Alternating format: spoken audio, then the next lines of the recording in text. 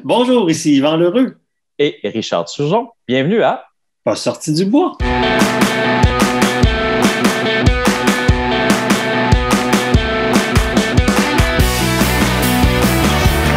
messieurs, votre gagnant, c'est 110 km!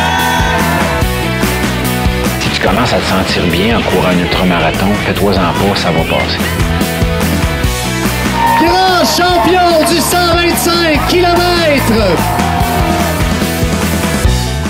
Je tiens à remercier la belle gang de NAC qui est partenaire depuis les tout débuts du balado. Si t'es un athlète d'endurance, il faut absolument que tu essaies leurs produits. Je niaise pas, c'est un game changer. Les barres Ultra Énergie ont le parfait ratio de 4 grammes de glucides pour 1 gramme de protéines, mais surtout, le goût est débile. NAC, c'est des produits faits par et pour les athlètes d'endurance. Hey, depuis l'année passée, ils ont même des produits 100% vegan. Ben oui, t'as le goût d'essayer ça? Va sur le nacbar.com, choisis les produits qui t'intéressent et entre le code promo pas sorti du bois pour obtenir 15% de rabais. PASSORTIDUBOIS. Merci NAC, puis je vous souhaite un bon épisode. Ouais, ben, on n'est pas sorti du bois, hein? Bonjour tout le monde, bienvenue à Pas sorti du bois, épisode numéro 49. Aujourd'hui, je suis en compagnie de deux habitués du podcast parce que je les ai reçus individuellement. Donc, deux gars qui viennent de revenir d'une folie qu'on va appeler cavale parce que c'est comme ça qu'ils l'ont nommé puis ça a l'air d'être toute qu'une aventure qu'ils ont vécue. Donc, Richard Turgeon, Yvan Lheureux, bienvenue à Pas sorti du bois. Salut Yannick. Salut Yannick. Re-bienvenue, dis-je, parce que je vous ai reçu individuellement, puis on a eu bien du fun. Mais là, je me dis, j'ai eu beaucoup de fun avec Richard en entrevue, j'ai eu beaucoup de fun avec Yvan. Là, les trois ensemble, écoute, je pense que ça va mal virer. Le chrono, ça se peut qu'on batte un record aujourd'hui de durée d'épisode. Là. Ça va être dur. Je suis vraiment content de vous jaser parce que il y a quelques semaines, vous avez fait une cavale, puis j'ai l'impression qu'il y a un peu comme ce que Johan Rock a fait l'été passé, un peu comme d'autres ont fait. Ben, les gens vous ont suivi pendant votre aventure. Puis c'est ça qui est beau. Yvan, tu me parlais dans l'épisode qu'on a fait ensemble, les gens se sont créés leurs propres arches dorées. Cette année, c'est le retour des courses. Yvan, t'es directeur de course, on sort de la Big Wolf. C'est le fun, on a des courses, mais il y a encore des belles initiatives comme ça qui se font.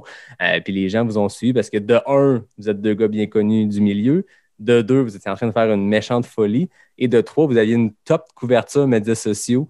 Donc, on a pu vous suivre à travers cette dizaine de jours-là entre Percé et Gatineau. Mais là, on est déjà en train de parler de la cavale. Première question, Richard, je le sais que tes prêts étaient au fret depuis quelques jours. Qu'est-ce que tu bois? Écoute, Yvan m'a contaminé à toutes les bières de la microbrasserie Tête d'Allumette dans son coin, qui, on va faire une petite parenthèse, c'est copropriétaire de sa copine. Alors, je bois une shotgun, qui est une brette, assez fruitée, une ale assez fruitée. C'est délicieux, c'est la première fois que j'y goûte. J'ai goûté pas mal à toutes leurs bières, mais première fois pour celle-là. Donc, cheers, les amis. Cheers, toi, Yvan, qu'est-ce que t'as?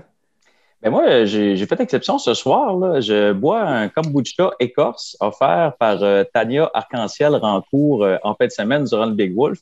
Et c'est vraiment excellent. Sérieusement, là, c'est très bon. Bon, salut Tania qui a fait une performance. Ben, comme n'importe qui s'est pointé à cette Big Wolf-là, n'importe qui a fait une grosse performance parce que c'est tout un défi mental et physique. Mais Tania était là, donc on la salue, on la félicite. Moi, de mon côté, j'ai une Winston de la microbrasserie Emporium, mon partenaire, mais checkez ça, les gars. Ils livrent ça en espèce de gros bocal. C'est une bière que quand tu vas la chercher, tu as 3 jours pour la boire. Fait que c'est un bon défi, hein, 3 jours. Fait que bref, c'est aujourd'hui que ça se passe. Puis Écoute, je remercie. la bouteille est très semblable à la bière qui était offerte au DNFR de Big Wolf. C'est vrai? En fait, ça ressemble pas mal à ça, ouais. Ouais, ça ressemble à un gros 1 litre. Là. Ouais, Ben, c'est ça, vraiment... un genre de 1 litre. Puis je pense que les habitués de l'Emporium le savent. Tu as ton 1 litre, tu vas sur place, ils te le remplissent, tu le bois dans les prochains 3 jours, tu reviens après. Bref, l'Emporium a des maudites bonnes bières pour les gens de Québec. Puis même les gens en dehors de Québec, si vous voyez les belles canettes noires mat avec du doré, emparez-vous de ça. Il n'y en a pas beaucoup en dehors de la région de Québec, mais c'est de la maudite bonne bière. Fait que merci à la gang de l'Emporium. Puis merci à vous deux d'être là. Je pense que ça va être très cool. Entrons dans le vif du sujet parce que là, je vous ai reçu, on l'a fait, la portion bio, qu'est-ce que vous faites dans la vie, d'où vous arrivez, votre profil coureur, c'est fait. S'il y en a qui écoutent et n'ont aucune idée c'est qui Richard et Yvan, allez écouter leur épisode qu'on a fait ensemble. Là, on rentre dans le vif du sujet, cette cavale-là. Pour ceux qui ne le sauraient pas, ceux et celles qui ne le sauraient pas, lequel de vous deux veut me décrire ce qu'était le projet Cavale? Ouais, Écoute, c'est un peu vas-y, difficile. Yvan, puis je continuerai en expliquant comment tu m'as embarqué là-dedans. Ouais, le principe, c'est de se créer, comme tu as dit, Yannick, tantôt, une arche dorée, un projet personnel que pandémie, pas pandémie, COVID, pas COVID, on va être capable de le réaliser, tu sais. Puis, moi, quand j'ai imaginé ça au départ, j'ai tout de suite pensé à Richard. Tu sais, je me suis dit, ça prend un gars positif, faut être capable d'avoir un super bon DNM. On va élaborer ce qu'est le DNM. Il faut avoir du plaisir, puis ça prend un super athlète, tu sais, qui est prêt à rentrer un peu dans la douleur, un peu beaucoup, puis à faire avancer ça. Puis de fil en aiguille, on a travaillé le projet, puis on n'est même plus capable de dire qui a eu l'idée de quoi. Puis on a greffé là, des super intervenants autour de ça. Tu sais, Marlène Côté, elle a fait toutes nos communications, toute la préface de Cavale, tous les écrits, les trucs pour le site Internet. Benoît Letourneau qui nous a fait le site, là, qui est magnifique. Benoît, merci. Jean-Philippe qui a fait le graphisme. L'espèce de BD avec la signature logo. Là. Fait que, on s'est entouré de gens, là, ça a fait comme un petit paquet de petits électrons avec des protons, puis les gens se sont greffés sur le projet, puis ça a fait quelque chose de vraiment magnifique. Là. Puis, comme je disais, Richard va t'en parler, mais on a de la misère à dire qui a eu l'idée de quoi, puis qui a bonifié quoi par après. T'sais. En fait, moi, je dirais que c'est Yvan qui a eu l'idée, là, puis après ça, ça s'est décliné de toutes sortes de manières qu'on a de la misère, mais depuis le début, moi, je peux au moins dire si ça va mal, c'est de la faute à Yvan parce que c'est lui qui m'a appelé à l'automne passé pour me proposer de faire quelque chose en vélo puis à course, puis il n'avait pas fini sa phrase que j'avais dit oui. Puis après ça, là, effectivement, là, au fil des mois, puis des discussions, des jasettes, les gens qui se sont greffés à ça, ça a pris des dimensions insoupçonnées du départ. Là, il y a des gens qui sont greffés à l'équipe. On a fait une levée de fonds à travers ça. Terminer le projet, comment on allait le faire, trouver d'équipement, des partenaires financiers, des partenaires d'équipement. Fait que ça a été vraiment une super belle aventure qui s'est tricotée là, au fil des mois là, avec une destination qui n'était pas tout à fait définie dès le départ, mais ça a vraiment pris une belle tournure. Tu sais. Un genre de projet qui se développe à mesure que les discussions ont lieu, que les brainstorms. Puis vous êtes deux gars qui avaient un esprit entrepreneur. J'ai l'impression que vous autres, avoir des idées, c'est pas un problème. Fait que j'imagine que vous deux, avec tout le monde que vous avez nommé tantôt, Marlène, c'est quelqu'un qui est super impliqué dans plein d'affaires. Tu mets comme tu dis, Yvan, tous ces protons-là ensemble, puis c'est sûr que ça fait de quoi d'explosif positivement, on s'entend. Parlez-moi du défi physique, parce que là, c'est pas juste on part à la course ou en vélo, il y avait une espèce de notion de on s'alterne. Comment c'est venu cette idée-là d'alterner vélo-course? Ouais, ben, il y a une chose qui est sûre, là, c'est que Richard, il a la tête dure. Hein? Il fallait finir à Gatineau. Ma copine, puis tout le monde lui a dit, Marlène, 90% des vents dominants sont en sens contraire de ce que vous faites. Richard, il s'en foutait, il n'a pas de cheveux, hein, comme moi. Fait qu'il dit, on va aller dans le sens contraire du vent, ça va être correct. T'sais. En tout cas, du vent de face, on en a pogné en tabarnouche. Dans le coin de Kamouraska, 37-40 km/h, là, 2 Oh, ours. Attends, Yvan. Là. Oui, on a eu des vents de face, là, mais Élodie est sûrement en train d'écouter ce podcast-là. Là. On a eu, moi, je dirais, des vents 50-50. Alors que tout le monde disait que c'était 90-10, les vents dominants. On a quand même eu plusieurs journées de vent dans le dos, là. Tu vas l'avouer. Là. Ça, c'était comme même en Gaspésie. C'est comme tous les gars qui finissent un ultra. C'est tout le temps plus beau quand tu l'as fini. Ouais, c'est ça. C'est fou ce que le cerveau, en quelques jours, t'a fait comme oublier ou t'a fait améliorer ce qui était vraiment pas bien, puis t'a fait juste plus triper par le goût de le refaire. Je pense que ça, c'est...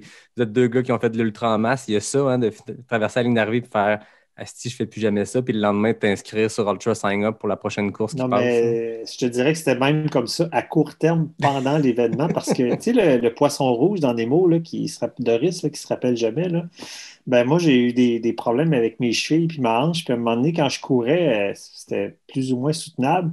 Mais quand j'arrivais sur le vélo, là, je faisais 10 minutes de vélo, là, j'oubliais complètement que j'avais mal aux chevilles. Puis là, j'étais comme content. Ah, ça va bien, ça va bien. Là, je finissais le vélo, là, je marchais, je courais avec le pinant pendant une couple de kilomètres. Là, ça n'a comme pas de bon sens. Mais je rembarquais sur le vélo. Ah, ça va bien, ça va bien. C'était vraiment. Vois-tu, là-dessus, on n'est pas d'accord. Moi et Richard, là, on a ri tout le long. On n'a jamais été en désaccord pour quelque chose. On s'est toujours bien entendu. On a toujours été positif. Mais là-dessus, je ne suis pas d'accord parce que là, on va parler d'une affaire tout de suite. Là. Il y a le spa. Hein? En vélo, le spa, c'est le sweet spot en dessous. Là. Mais en fait, les amis du fils à Richard, à Zachary, ils appellent ça la gouge. Oui, Fait que moi, la goutte. la goutte. Tu sais, Moi, Yannick qui connaît la goutte. C'est une question Moi, de je connais génération, cette ça. expression-là. Ouais. Ouais. On l'a défini, on l'a élaboré, la goutte. on a Connais-tu tous les Goocherettes? Gucciarettes. Goocherettes, c'est de chaque bord de la Gooch. OK. C'est- Ah ouais, je savais pas qu'il y avait comme, c'est ça, une extension qui avait un petit nom Ouais. cute, Gucciarette. Ouais. Ouais. Fait Ouais. que Si ceux tu- qui ne savent pas de quoi on parle, je pense que vous tapez ça vous cherchez dans le dictionnaire, ça doit être le Gooch. Ouais, bah, sûrement. Si tu le veux en italien, c'est les Gucciaretti. Tu sais, OK. quand t'as bien du temps, là. Fait que moi, le vélo, ça m'a donné très mal à la Gucci et au Gucciaretti. Fait que, en tout cas, j'aimais mieux courir que pédaler. Mais quand on a commencé tout ça, on savait pas dans quoi qu'on s'embarquait. Puis, tu sais, je parlais avec Éric Deshaies, qui a gagné le Big Wolf quand on est arrivé à Gatineau, à Périchard. Puis il dit, pourquoi vous n'avez pas fait 10 km, 10 km? Il dit, moi, il me semble que je suis triathlète, je courais 10 km. Mais c'est ça notre idée au début. Puis on s'est aperçu que il faut quand même que tu lances le vélo. Fait que, tu sais, faire 1 kilomètre, c'est pas suffisant parce qu'à chaque fois, il faut que tu réactives le vélo puis il faut que tu lances la vitesse. Puis faire 10 km, c'était trop. Ça nous demandait d'avoir une empreinte au corps. Tu sais, avec Richard, tu as eu beaucoup ta veste de course, mais tu sais, d'avoir une veste de course, de mettre du stock dedans, tu es plus pesant. Fait que là, on est allé vraiment, on a trouvé notre spot entre 3 et 4 kilomètres à peu près. Puis là, ben, on était vraiment confortable de lancer le vélo, d'avoir une bonne vitesse, puis d'alterner, puis tu l'attaches pas pour rien. Parce que, tu sais, tu fais 3-4 kilomètres, puis là, ben, à plus ou moins un poteau, ben, on l'attachait, puis on le sécurisait, puis là, on partait à la course. Fait que, tu sais, l'idée dans le cavale, si jamais quelqu'un veut l'essayer, c'est qu'on a fait un calcul mathématique. C'est impossible qu'un vélo roule à 10 km/h à côté d'un coureur pour 1300 km. Tu sais, le gars sur le vélo se fatigue. Fait que le but, l'idée de cavale du nom, c'est comme un peu sauver de quelque chose. Tu sais, t'es toujours en cavale puis en mouvement, puis ça a vraiment été ça. Fait que, tu sais, quand on était capable d'avancer le vélo, puis qu'on avait le vent dans le dos, à 25-30 km/h avec le bob, on s'entend qu'il y avait 20 kilos dans le trolley en arrière dans le bob. Là. Fait que les côtes en Gaspésie, on t'en reparlera tantôt, mais ça a été quelque chose. Fait que le but, c'était de lancer le vélo. Puis si le vélo avance à 25 km/h, il distance le coureur, t'attaches le vélo, puis là, le cycliste part à la course. Fait que là, tu as deux gars qui avancent à la course en même temps. OK. Vous êtes alternés comme ça. C'est ça. Fait que tu sais, c'est comme du saute-mouton. Fait que là, il y a un moment où on peut avoir une vitesse pure d'à peu près 20 km/h. Il y a un laps de temps où les deux coureurs couraient à 10, fait que tu avances. Puis là, le deuxième coureur arrive sur le vélo, passe le coureur, fait des tatas, va l'attacher plus loin, puis on alterne comme ça. Puis même souvent, on alternait directement un des deux sur le coureur, fait qu'on évitait d'attacher une fois. Fait qu'on se ramassait, dans les pratiques, on avait une vitesse pure entre 14 et 15 km/h là, moyenne. Fait que, tu sais, c'était quand même super intéressant. Puis c'est ça qui a permis vraiment de potentialiser le vélo le plus possible, puis de pas perdre de temps. Tu sais. C'est ça, parce qu'effectivement, là, comme Yvan dit, tu sais, on connaissait personne qui avait fait ce type d'aventure-là. Fait qu'il fallait un peu développer le meilleur algorithme. Là, puis au début, on pensait qu'on serait tout le temps ensemble, mais on a rapidement compris qu'il fallait avancer les deux en courant pour avancer le plus rapidement possible. Puis là, après ça, bon, on l'a testé. On s'est vu avec la pandémie, puis le fait qu'on n'habite pas dans la même région, là, on s'est vu seulement 2 fois avant de faire comme tel l'expédition. Puis on a testé, changer à 1 km, changer à 500 mètres, changer à 3 km, puis le sweet spot, je pense, c'est pas mal, comme Yvan disait, là, entre 2 et 3 km là, au niveau de l'efficacité puis de tolérance à l'effort et tout ça. Là, il fallait faire des tests. Fallait le tester puis trouver c'était quoi notre meilleur. Puis dépendamment aussi des fois, en territoire côteux, ben ça pouvait être différent parce qu'on ne voulait pas laisser le vélo dans le milieu d'une côte pour que la personne qui parte elle soit pas capable d'accélérer. Parce que le vélo, avec le chariot en arrière, il reste que sur le plat, c'est pas si pire que ça, mais quand tu montes une côte, pour n'importe qui a des enfants, qui a tiré des enfants sur un vélo, c'est dans les montées que tu te sens pas mal. Là, oui. Ouais, puis là-dessus, Richard a été super parce que moi, jour 2 et 3 en Gaspésie, là, j'étais incapable de monter les côtes en vélo. C'est Richard qui a monté toutes les côtes. Tu sais. On parlera des mollets tantôt, là, mais je veux dire, c'est pas une question de mollets. Puis on a tiré à pile ou face la première journée quand on a parti à Percé. Non, c'était roche, papier, ciseaux. Roche, papier, ciseaux. Puis Richard a gagné. Écoute, fait que je suis parti sur le vélo, mais tu sais, j'ai fait 200 mètres. Puis là, j'ai attaqué la côte de Percé, puis je me suis fait le plus beau claquage du monde dans le mollet droit là, en montant à côte, en essayant de monter. Je suis pas un gars de vélo. J'avais pas assez déguiré la patente. Puis là, j'arrachais le volant là, comme si j'étais sur un rameur. Moi, Richard, il m'a vu passer, puis il dit « T'as pas l'air de pédaler comme il faut. Là. Il dit « Il faut que tu mettes les petites guilles, puis tout ça. » Et moi, je voulais arracher les côtes pour arracher le volant. Fait que, tu sais, la plus grande distance que j'avais faite en vélo, c'est à peu près 80 km. Fait que moi, j'avais pas assez pratiqué. Ça a été ma faiblesse. Claquage dans le mollet en partant. il mouillait par en dessous la première journée. Il y avait du crachin d'un B, puis tout ça. On était sur le vélo, là, on gelait, on courait, on se réchauffait. Fait qu'on alternait tout le temps entre l'hypothermie puis confortable. Ça a duré comme 24 heures. Là, ça a été dantesque le début de ça. Puis moi, j'ai appris à pédaler, puis je sais pas pourquoi, là, mais à la fin, j'étais correct sur le tandem, mais au début, là, les jambes venaient comme de la guimauve, puis j'avais la patate qui s'emballait. Écoute, j'ai un rythme cardiaque à 45-46 au repos. Ben là, je pense que j'allais à 160. Mais j'étais pas capable de fournir l'effort avec le trolley. On n'avait pas anticipé que les côtes allaient être si tough que ça en vélo. Les 3 premières journées, le vélo, ça n'a pas été un allié, là. En tout cas, pour moi, c'était un ennemi. Puis, Richard était super fin. Il dit, écoute, Yvan, laisse le vélo dans le bas de la côte. Yes! Je vais te le monter. Ben, écoute, il a fait un gros effort. Il a monté toutes les côtes. J'arrivais en haut. Le vélo était sur le dessus de la côte. J'étais comme, oh yeah! Toi, j'ai eu quand même les difficultés étaient toutes au début. Là, c'est parce que c'est côté au début. Là. Ouais, la première journée, il y a de la côte en partant de Percé. Mais la première journée, c'est qu'il faisait 10 degrés, vent de face, puis comme Yvan disait, il pleuvait par en dessous. Là. Fait que, elle était rough, mais on était fresh, puis ça allait bien. La deuxième journée, c'est la portion où il y a le plus de côte. On a fait à peu près 2000 mètres de dénivelé entre Anse au Griffon puis Manche d'Épée. T'sais. Fait que là, les 2 premières journées, on s'est donné, mais ils nous ont hypothéqué. Après ça, écoute, c'était quand même... Le gros du dénivelé était fait, puis on a profité au bout des paysages de la Gaspésie. Là. En fait, un des points forts de cette expédition-là, c'est d'avoir redécouvert le Québec carrément. Là. Ouais, puis d'un bout à l'autre, on s'entend. Puis en le faisant au rythme de pédaler puis de courir, tu as vraiment le temps d'absorber le paysage autour. Ben, c'est clair. Mais là, je vous écoute. Est-ce que dans votre préparation, parce que Yvan, je vais vouloir qu'on en revienne, on peut en parler maintenant, mais tu sais, quand on avait fait l'épisode ensemble, tu me disais, toi, ton défi, c'est la course. Parce que Richard, c'est un coureur. Richard, tu sais, toi aussi, tu as fait plein d'ultras, mais tu es un randonneur extrêmement rapide. Tu es connu, puis ça, je pense que c'est une des phrases que j'ai entendues le plus quand les gens me parlent du podcast. Ils me disent, hey, l'épisode avec Yvan, le gars qui a fait Arikana à la marche, puis c'est quelque chose, je pense, honnêtement, c'est la phrase que j'ai entendue le plus quand les gens me parlent du podcast. C'est ça qui les a marqués, c'est que les gens ne peuvent pas s'imaginer que tu peux faire un 125 Arikana à la marche, très rapide, mais à la marche. Donc, tu m'avais dit, moi, mon défi, c'est la course. Est-ce que les deux, vous avez focusé sur gros entraînement de course parce que ça va être un défi de course, puis le vélo va être l'espèce de repos, entre guillemets, puis finalement, vous avez été surpris parce que je vous écoute, le vélo a l'air de vous avoir rentré dedans. Oui, on a potentialisé nos forces. C'est que, tu sais, Richard, moi, je power hikais les côtes. Il y a Pierre Fauché que je salue qui il aurait dit sur une photo, serre tes épaules, ça sert à rien. Ouais, mais quand tu prends une écho de Madeleine, tes épaules, tu es content de les avoir. Fait que moi, je power hikais les côtes, puis sérieusement, j'ai été surpris. J'ai couru jusqu'à la fin, puis même les derniers jours, j'étais capable de courir, puis je m'y attendais pas. Moi, depuis janvier, là, j'ai couru. J'ai couru sur le tapis, j'ai couru sur de l'asphalte. J'ai pas couru en sentier, mais j'ai couru partout, puis ça m'a surpris. Après 4-5 jours, je courais encore. Là. J'avais un petit clopinement, là, mais impressionnamment, là, c'est fou de voir comment est-ce que tu peux transiter sur quelque chose. Puis comme tu disais, moi, j'étais un marcheur, j'ai fait Arikana, j'avais fait 27 km dans mon été, puis Marilyn m'a invité, je suis allé faire Arikana en marchant. Fait que, je veux dire, à un moment donné, tu es capable d'aller très loin si tu ralentis ton rythme, puis tu as un bon focus. Toi, Richard, ça t'a-tu surpris le défi du vélo? Ben, moi, du vélo, j'en ai quand même fait pas mal dans ma vie. Là. J'avais plus d'expérience que Yvan. Puis je me suis préparé pas mal en faisant les week-ends des alternances vélo-course. Là. Mais je faisais des plus longues distances. Je faisais genre 10 km de course, 10 km de vélo que j'alternais. Là, parce que c'est juste pas pratique dans mon quartier tout seul de faire des 2-3 km. Là.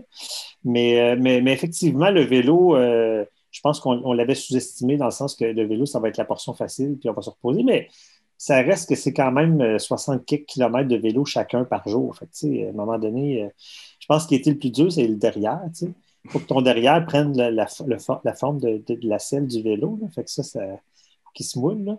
Fait que, moi, je fais du vélo à l'année longue pour aller travailler. J'ai quand même la Gooch ou le spa assez bien tanné pour ça. Mais Yvan, il y a eu le derrière quand même qui s'est formé pendant les 10 jours de la cavale. Là. Ouais. C'est drôle. Quand on était sur le tandem, à la fin, de temps en temps, il fallait faire des pauses cul, qu'on appelait. Là. Ah ouais, c'est ça. On a passé tellement de temps ensemble là, qu'à un moment donné, on pensait c'était un peu épeurant, là. On pensait aux mêmes affaires en même temps. Tu sais, Yvan, il me disait quelque chose, puis je m'en allais dire la même affaire. Puis lui, il était derrière, tu sais, puis tu sais, les pauses cul, à un moment donné, on était synchronisés, là. On avait besoin de se lever les fesses de la selle, là. On arrêtait de pédaler, puis on se faisait les fesses. C'est tellement drôle, j'allais dire exactement la même affaire. Les dernières journées, là, on était comme des filles qui sont ensemble, à un moment donné, on dirait que leur cycle menstruel se concorde. Là. Je regardais la vitesse sur ma montre. Richard se levait à la main en avant, mais il ne me voyait pas sur le tandem. Je venais pour prendre ma bouteille d'eau. Richard prenait sa bouteille d'eau. Hey, ça n'avait aucun sens. On faisait tout, on disait tout en même temps. À un moment donné, Richard disait hey, j'aurais besoin de faire pipi. Ah, moi aussi. Et on arrêtait tout le temps en même temps. C'est vraiment impressionnant la complicité qu'on a eue. Puis, je pense que tu as besoin de quelqu'un avec qui tu t'entends super bien et tu as les mêmes valeurs pour réussir à faire une affaire de même. Tu sais, Richard, là, il avait mal à sa hanche, là, il va t'en parler. Là. Mais je veux dire, c'est fou je pense que Richard a enduré puis il a continué puis il était super de bonne humeur tout le temps. Là, tu sais. Parce que c'est ça que j'allais te demander. Vous avez passé 10 jours au total, 13 jours? Ouais, 10 jours. 10 jours au total. 10 jours de faire la cavale, mais tu sais, je suis arrivé à Rivière-du-Loup l'avant-veille, puis bon. Fait que vous avez passé beaucoup de temps ensemble. Ouais. Parlez-moi rapidement de comment vous vous connaissiez, parce que vous avez fait le Tour des Géants ensemble, mais cette amitié-là, cette complicité-là, elle remonte à quand? Puis comment elle a changé pendant ces 10 jours-là, aussi près au point d'avoir vos cycles menstruels ensemble? Ouais, curieusement, on ne se connaît pas depuis très longtemps. En fait, Yvan et moi, on s'est rencontrés pour la première fois au Tour des Géants en 2019. Directement au Tour, OK. On s'est rencontrés, on était une petite gang de Québécois avec Martine, Dany, puis notre gang de l'Outaouais. On s'est donné rendez-vous en refuge, s'acclimater. Puis, tu sais, ça a comme, tu sais, assez rapidement, là, ça a comme cliqué, là. Puis, en Italie, on n'a pas passé tant que ça non plus ensemble. Là. Mais dans l'année qui a suivi avec la pandémie, Yvan a organisé la solidaire course. Moi, j'ai organisé le volet Outaouais là-dedans. Puis là, on a passé bien du temps en virtuel ensemble. D'ailleurs, on a passé bien plus de temps en virtuel qu'en vrai là, avant la cavale. Puis quand on s'est revus pour la première fois, printemps, là, à la fin de la saison de ski, on est allé courir dans la neige dans le coin de Québec. Puis c'était un peu weird quand on s'est vu en vrai. C'était comme... C'est comme un paquet de gens qui étaient là à la fin de semaine à Big Wolf qu'on se connaissait très, très peu en présentiel. Là, mais la chimie était là. Ça, il n'y a aucun doute là-dessus. Puis c'est sûr qu'en passant plus que 10 jours ensemble, ben, ça a juste empiré. Là. Et moi, mon cul confirme qu'on a passé plus de temps en présentiel qu'en virtuel ensemble, je te garantis. Ouais. Mais tu sais, Richard, il est super humble, mais il a été un des premiers acteurs avec Marlène de la Solidarité Course. Après ça, on a parlé du défi Everest. All-in, il a embarqué. Fait que, on partage beaucoup de valeurs, tu sais, valeurs familiales, valeurs d'implication communautaire. Fait que ça a vraiment cliqué depuis le départ. Puis quand on était au refuge de Finot, on a jasé ensemble comme plusieurs jours. On a passé beaucoup de temps, puis on échangeait nos trucs. Puis on s'est aperçu que ça collait vraiment, là, tu sais. Il y avait une complicité qui se créait tranquillement, mais là, après 10 jours, donc quelques-uns sur un tandem, il y en a un en arrière qui sent le dos de l'autre pas mal. La complicité est complète, là. Je veux dire, il n'y a plus rien à votre épreuve. Pas le choix. Non, puis je te dirais que vraiment, honnêtement, là, je ne sais pas si Yvan va être d'accord avec moi, mais il y a eu 0 moment de friction. Ouais. Puis tu sais, à un moment donné, comme on parlait, là, à mi-chemin, j'avais des problèmes articulaires qui m'empêchaient de courir. Puis là, à un moment donné, moi, je pouvais juste plus, puis je trouvais ça hyper dommage parce que c'est un effort d'équipe, tu sais, fait qu'à un moment donné, quand un ne marche pas, ça affecte l'équipe au complet, tu sais, puis Yvan, il y a eu zéro problème avec ça, là, tu sais, moi, ça m'inquiétait un petit peu, mais Yvan disait, non, let's go, Richard, ça, on se trouve une autre solution, tu es en mode solution, qu'est-ce qu'on pourrait faire, puis ça a duré 24 heures, puis on s'est reviré de bord, puis on s'est retrouvé une autre manière de fonctionner, puis finalement... il y a eu un petit deuil à faire de dire, bon, on finira pas comme on a commencé, mais après que ce petit deuil a passé là, ça a été hyper le fun. Là. En rétrospective, c'est un très, très bon move de faire le restant en tandem. Oui, vraiment. Puis, tu sais, on était chez nous, puis je te traitais, puis je pense que c'est durant la nuit que j'ai pensé à ça. J'ai appelé Martin, un de mes amis à Rivière-du-Loup, puis j'ai dit, Martin, tu me passerais-tu ton tandem? Il m'avait toujours dit, hey, Yvan, t'essaieras mon tandem, tu vas aimer ça avec ta blonde. Puis là, tu appelles ton chum, tu dis, hey, Martin, tu veux toujours me passer ton... C'est Richard, ma nouvelle blonde. Oui, tu veux-tu me passer ton tandem? Ben oui, Yvan, pas de problème. OK, c'est parce qu'on irait à Gatineau avec. J'en parle à ma blonde, puis je te rappelle. 5 minutes après, il dit ouais, Marie-Josée est d'accord, on peut te passer le tandem. Tu sais. Mais moi, j'ai eu un 12 heures bien difficile avec moi-même. Tu sais. Puis j'avais de la misère. Tu sais, nous autres, les gars d'Ultra, là, on a un focus, on a un but, puis tout ça. Puis, tu sais, on est deux thérapeutes, j'étais super ouvert à ce que Richard vivait, puis ça, puis il n'était pas question qu'on fasse autrement, mais j'avais de la misère avec moi-même, tu sais, à dire, OK, là, on change ça. Puis, ça a comme été une switch. On a embarqué sur le tandem, le sourire est revenu, l'espèce de conflit intérieur s'est tassé, puis là, on a tellement eu du fun les 5 dernières journées parce qu'on a pu rencontrer des gens, chose qu'on ne pouvait pas faire. Le monde disait, hey, Joanne, je t'ai préparé des biscuits, rentre 2 minutes en passant à l'île verte. Hey, j'ai pas le temps, Joanne. On a passé droit. Finalement, c'est Zach qui arrêtait avec la vente puis il a mangé tous les biscuits. Mais il a ramassé les biscuits, puis là, on l'a jamais vu. Mais tu sais, on a pu arrêter de voir des maisons de jeunes. On a pu arrêter de voir des gens. Parce que on s'est mis à faire 180 km, 170 km de vélo, rattraper un peu le 40-50 qui nous manquait. Puis à ce moment-là, on avait du temps. On était capable d'arriver à heure dite dans les maisons de jeunes. Parce que, tu sais, en Gaspésie, on passait à 11 heures le soir, on passait à 4 heures du matin. Tu sais, on n'arrivait pas à se concorder. C'était impossible avec l'horaire. C'était chargé ce qu'on voulait faire. Là. Tu sais, on a fait une levée de fonds, un défi sportif extrême. Tu sais, grâce à on a redonné 500, 600, 700 paires de souliers. C'est tout le management de ça, de la levée de fonds, de rencontrer Maison de jeunes. C'était vraiment audacieux, là. C'était culotté. Là. C'était un peu trop dans le package, je pense, pour réussir à faire fitter tout ça avec les rencontres des maisons de jeunes. Puis le fait d'utiliser le tandem, ça a vraiment permis là, d'alléger la fin du voyage. Puis ça a été tellement agréable. Ouais, puis c'était beau de vous voir aller parce que c'est un défi que vous avez créé de toutes pièces. Fait qu'il n'y a pas de précédent. Puis je comprends ton sentiment, Yvan. Toi, dans ta tête, vous alliez le faire avec ce modèle-là d'alternance course. Puis je suis certain que ça a été, comme tu dis, difficile de dire on change le plan, mais au final, c'est votre défi. Puis, tu sais, le mot cavale, on dirait, moi, dès que vous avez lancé ça, j'ai fait, mais ça me semble cavale, ça fait un peu, pour reprendre les termes de Jeff Tapp du Gaspésia 100 quand il décrit sa course, broche à foin de luxe. Tu sais, le dessin de Jean-Philippe qui a fait de la cavale n'est pas droite. Puis c'est un plan un peu, tu sais, pour ne pas reprendre les termes de M. Bombardier, c'est un peu un plan de marde, votre affaire. Puis, je trouve ça beau que, justement, on se revient sur un scène, on change la patente. On dirait que moi, ça fitait parfaitement avec ce branding-là que vous avez promis, dont vous avez fait la promotion, cette image-là du défi que vous avez lancé, de la cavale un peu croche, là, il y en a un qui court, un qui pédale, puis c'était juste parfait. Puis j'ai l'impression, moi, quand j'ai vu ça, j'ai fait, leur plan a changé, good, c'est ça la cavale. La cavale, c'est on se rend d'un point A à un point B, on ramasse de l'argent en maudit pour des maisons de jeunes, puis s'il faut changer le plan et se revirer sur un scène, mais je pense que vous êtes deux gars qui avaient de l'expérience d'ultra. Puis s'il y a bien une chose qui arrive en ultra, c'est changer ses objectifs en cours de route, puis se revirer sur un scène, puis changer son mindset. Là. Parce qu'effectivement, quand on fait une aventure, bien, une aventure, c'est parce que c'est justement une aventure, parce que tout n'est pas prévu, puis il va arriver des imprévus, puis il va falloir s'ajuster. Fait que ça fait partie de ça. Puis tu as bien raison que le logo que JP a designé pour nous autres, c'est hyper représentatif de l'état d'esprit dans lequel on faisait ça. T'sais. Le jambon qui revole sur le bord de la caravane, puis les caisses de bière, puis Ça fait très Far West, là, tu sais. Ouais. Je pense que c'est pas par rapport avec Yvan, mais c'est comme vous êtes allé faire une course, Richard, c'est le À Moab, Moab. puis vous étiez les Dalton, puis cette image-là, puis tes 4 Dalton, puis ton texte que tu avais écrit là-dessus, ça fait un peu Far West, puis l'image que Jean-Philippe a faite de votre cavale, ça fait très Far West. Fait que de s'adapter puis de changer le plan en cours de route puis de virer qu'il y a un tandem, moi, il n'y a pas plus Far West puis cavalesque que ça. Fait que c'était comme, écoute, les choses, les shit happens puis on change, mais parlons-en de ce shit happens. Qu'est-ce qui s'est passé qui a mené à cette décision-là? Tantôt, on en parle depuis tantôt, la blessure de Richard, mais concrètement, qu'est-ce qui s'est passé? En fait, après, pendant le jour, peut-être fin jour 2, début jour 3, là, j'ai commencé à avoir mal sur le devant des chevilles. Puis avant qu'on parte en expédition, en cavale, Yvan il m'avait dit hey, Richard, tu reviseras le taping des releveurs des orteils. Tu sais.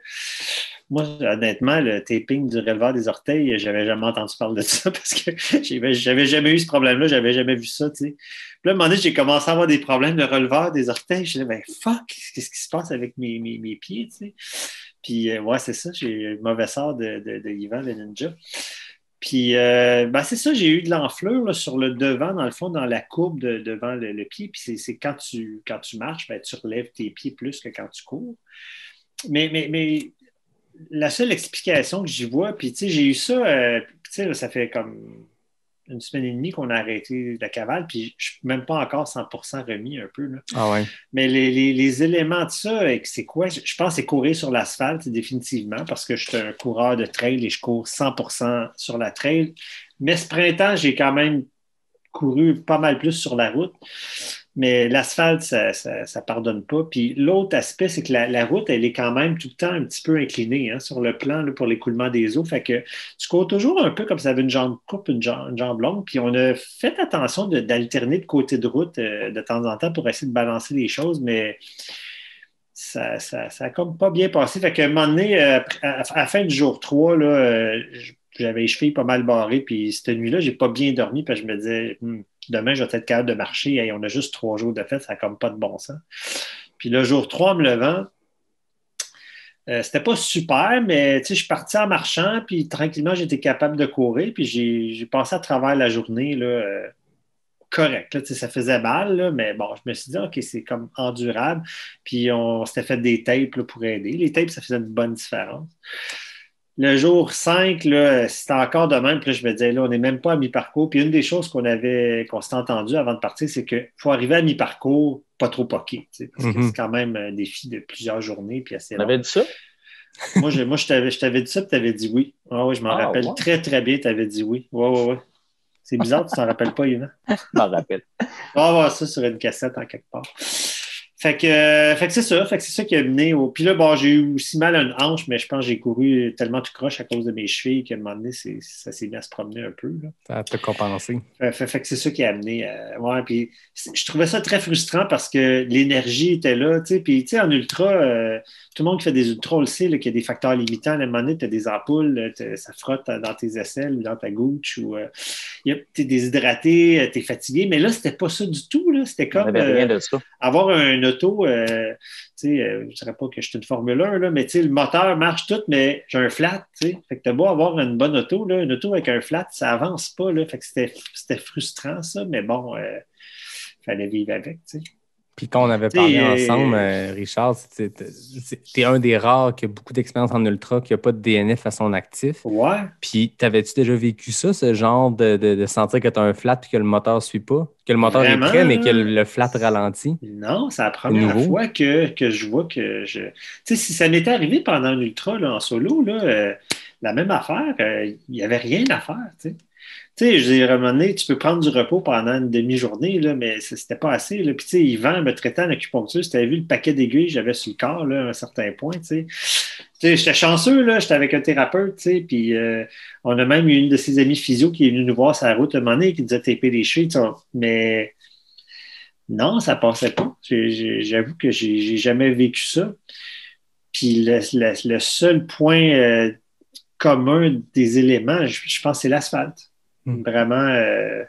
Puis, tu sais, je connais d'autres coureurs aussi. Je parlais avec Guy Doiron. Guy, dès qu'il court un peu sur l'asphalte, il y a le même genre de problème qui revient. J'ai fait de l'asphalte pendant tout le printemps, mais je courais sur des pistes cyclables. Les pistes cyclables n'ont pas de plan d'inclinaison. Hein. Non, ça, je pense que. En fait, Yvan et moi, c'est sûr qu'on veut refaire ça. Là. On a comme une petite revanche à prendre avec ce projet-là. T'as pas dit ça? T'as pas dit ça? T'as dit ça. Enregistrer les boys. Une autre affaire que t'as dit, Yvan, sinon t'as la mémoire courte. C'était peut-être dit à porte close, là, je veux dire, j'ai pas l'audience de tout le monde en parle. On a des vrais monde qui ont pris des notes, là. Ouais. Moi, je veux dire que Cavale 2.0 a déjà été pas mal réfléchi par 2 gars, puis Richard, il a été super résilient, il est humble, mais Richard est 2 fois le coureur que je suis, puis la pente, là, c'était vraiment dur. Tu sais, des fois, on dit, on a un soulier, on a un petit quelque chose qui va pas, là. Mais là, c'était quasiment un pouce et plus, 1,5 pouces tout le temps dans la pente. Beaucoup de camions, beaucoup de roulottes, tout ça. Tu sentais le miroir qui te passait sur l'épaule des fois. Fait que là, tu descends en bas sur l'accotement.